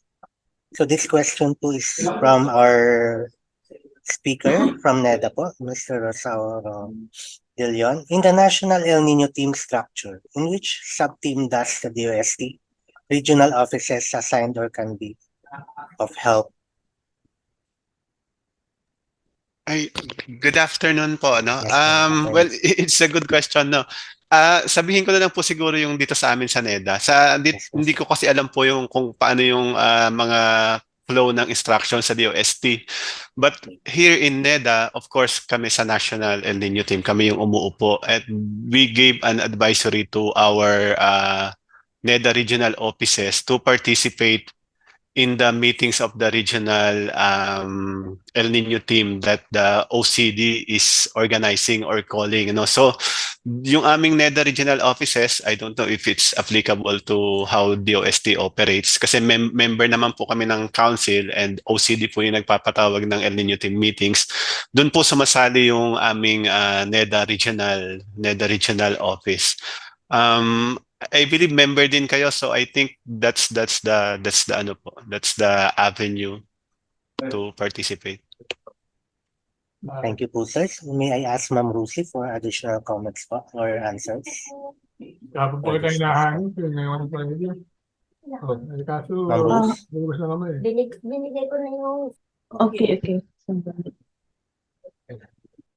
Actually, yung pag-asa kasi is member din dun sa strategic team. Hindi ako si Miss Ana kasi talaga nag-a-attend sa NEN. Pero tayo din, members, kasi more on the info tayo, information lang galing sa atin. And then, dun sa mga cross-cutting concerns, kasama din po yung DOST. So, I think from the national na DOST, down to the regional din siguro. Yun din yung magiging role din ng mga regional offices natin sa DOST for more on the information dissemination as well as the information na mga IEC, siguro doon tayo kasama for preparedness measures. Thank you, Ma'am Lucy, and Mr. De Leon for the comprehensive answer. Then for the last question po dito sa chat from Ayala Foundation, Mr. Mark Jason Alcantara. Will you be providing tips on how to respond to El Nino for our communities and farmers? So may I call our speaker from NEDA, Mr. De Leon? Oh, yes, sir. I think yung mga information dissemination activities, kasama po ito sa mga cross-cutting activities, no? So aside po dun sa mga kagaya nitong ginagawa ng pag-asa, let me check lang po ha. Dito sa mga proposed activities po ng DA and our DA participants here can confirm. Merong sinasabi sila dito, generation and dissemination of climate and weather-informed farming and fishing advisories. Meron sila sinasabi dito ang conduct of massive information dissemination campaigns using the various media platforms, SMS broadcast advisories, social media posts, techno tips. So meron po yung mga information dissemination campaigns na kasama po doon sa mga cross-cutting interventions na address to our targeted towards our farmers. Thanks po. Thank you po, sir, for that very informative answer. Then I think that ends our open forum. Then may I ask everyone po to extend this feedback. So napaka-importante po nito para mas ma-improve pa po namin yung services. Especially during our climate forum where we can have the information 6 months ahead of time, lalong-lalo na po kung may El Nino or La Nina event po tayo. So,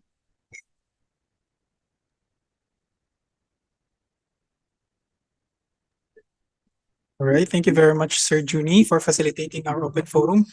I hope marami po kayong natutuhan sa mga sagot ng ating mga climatologists and specialists. To express our heartfelt gratitude for our guest speaker, allow me to call on Mr. Jose Daniel Suarez, the officer in charge of the Office of the Deputy for Administration and Engineering Services, to award the Certificate of Appreciation, and after that, give the closing remarks.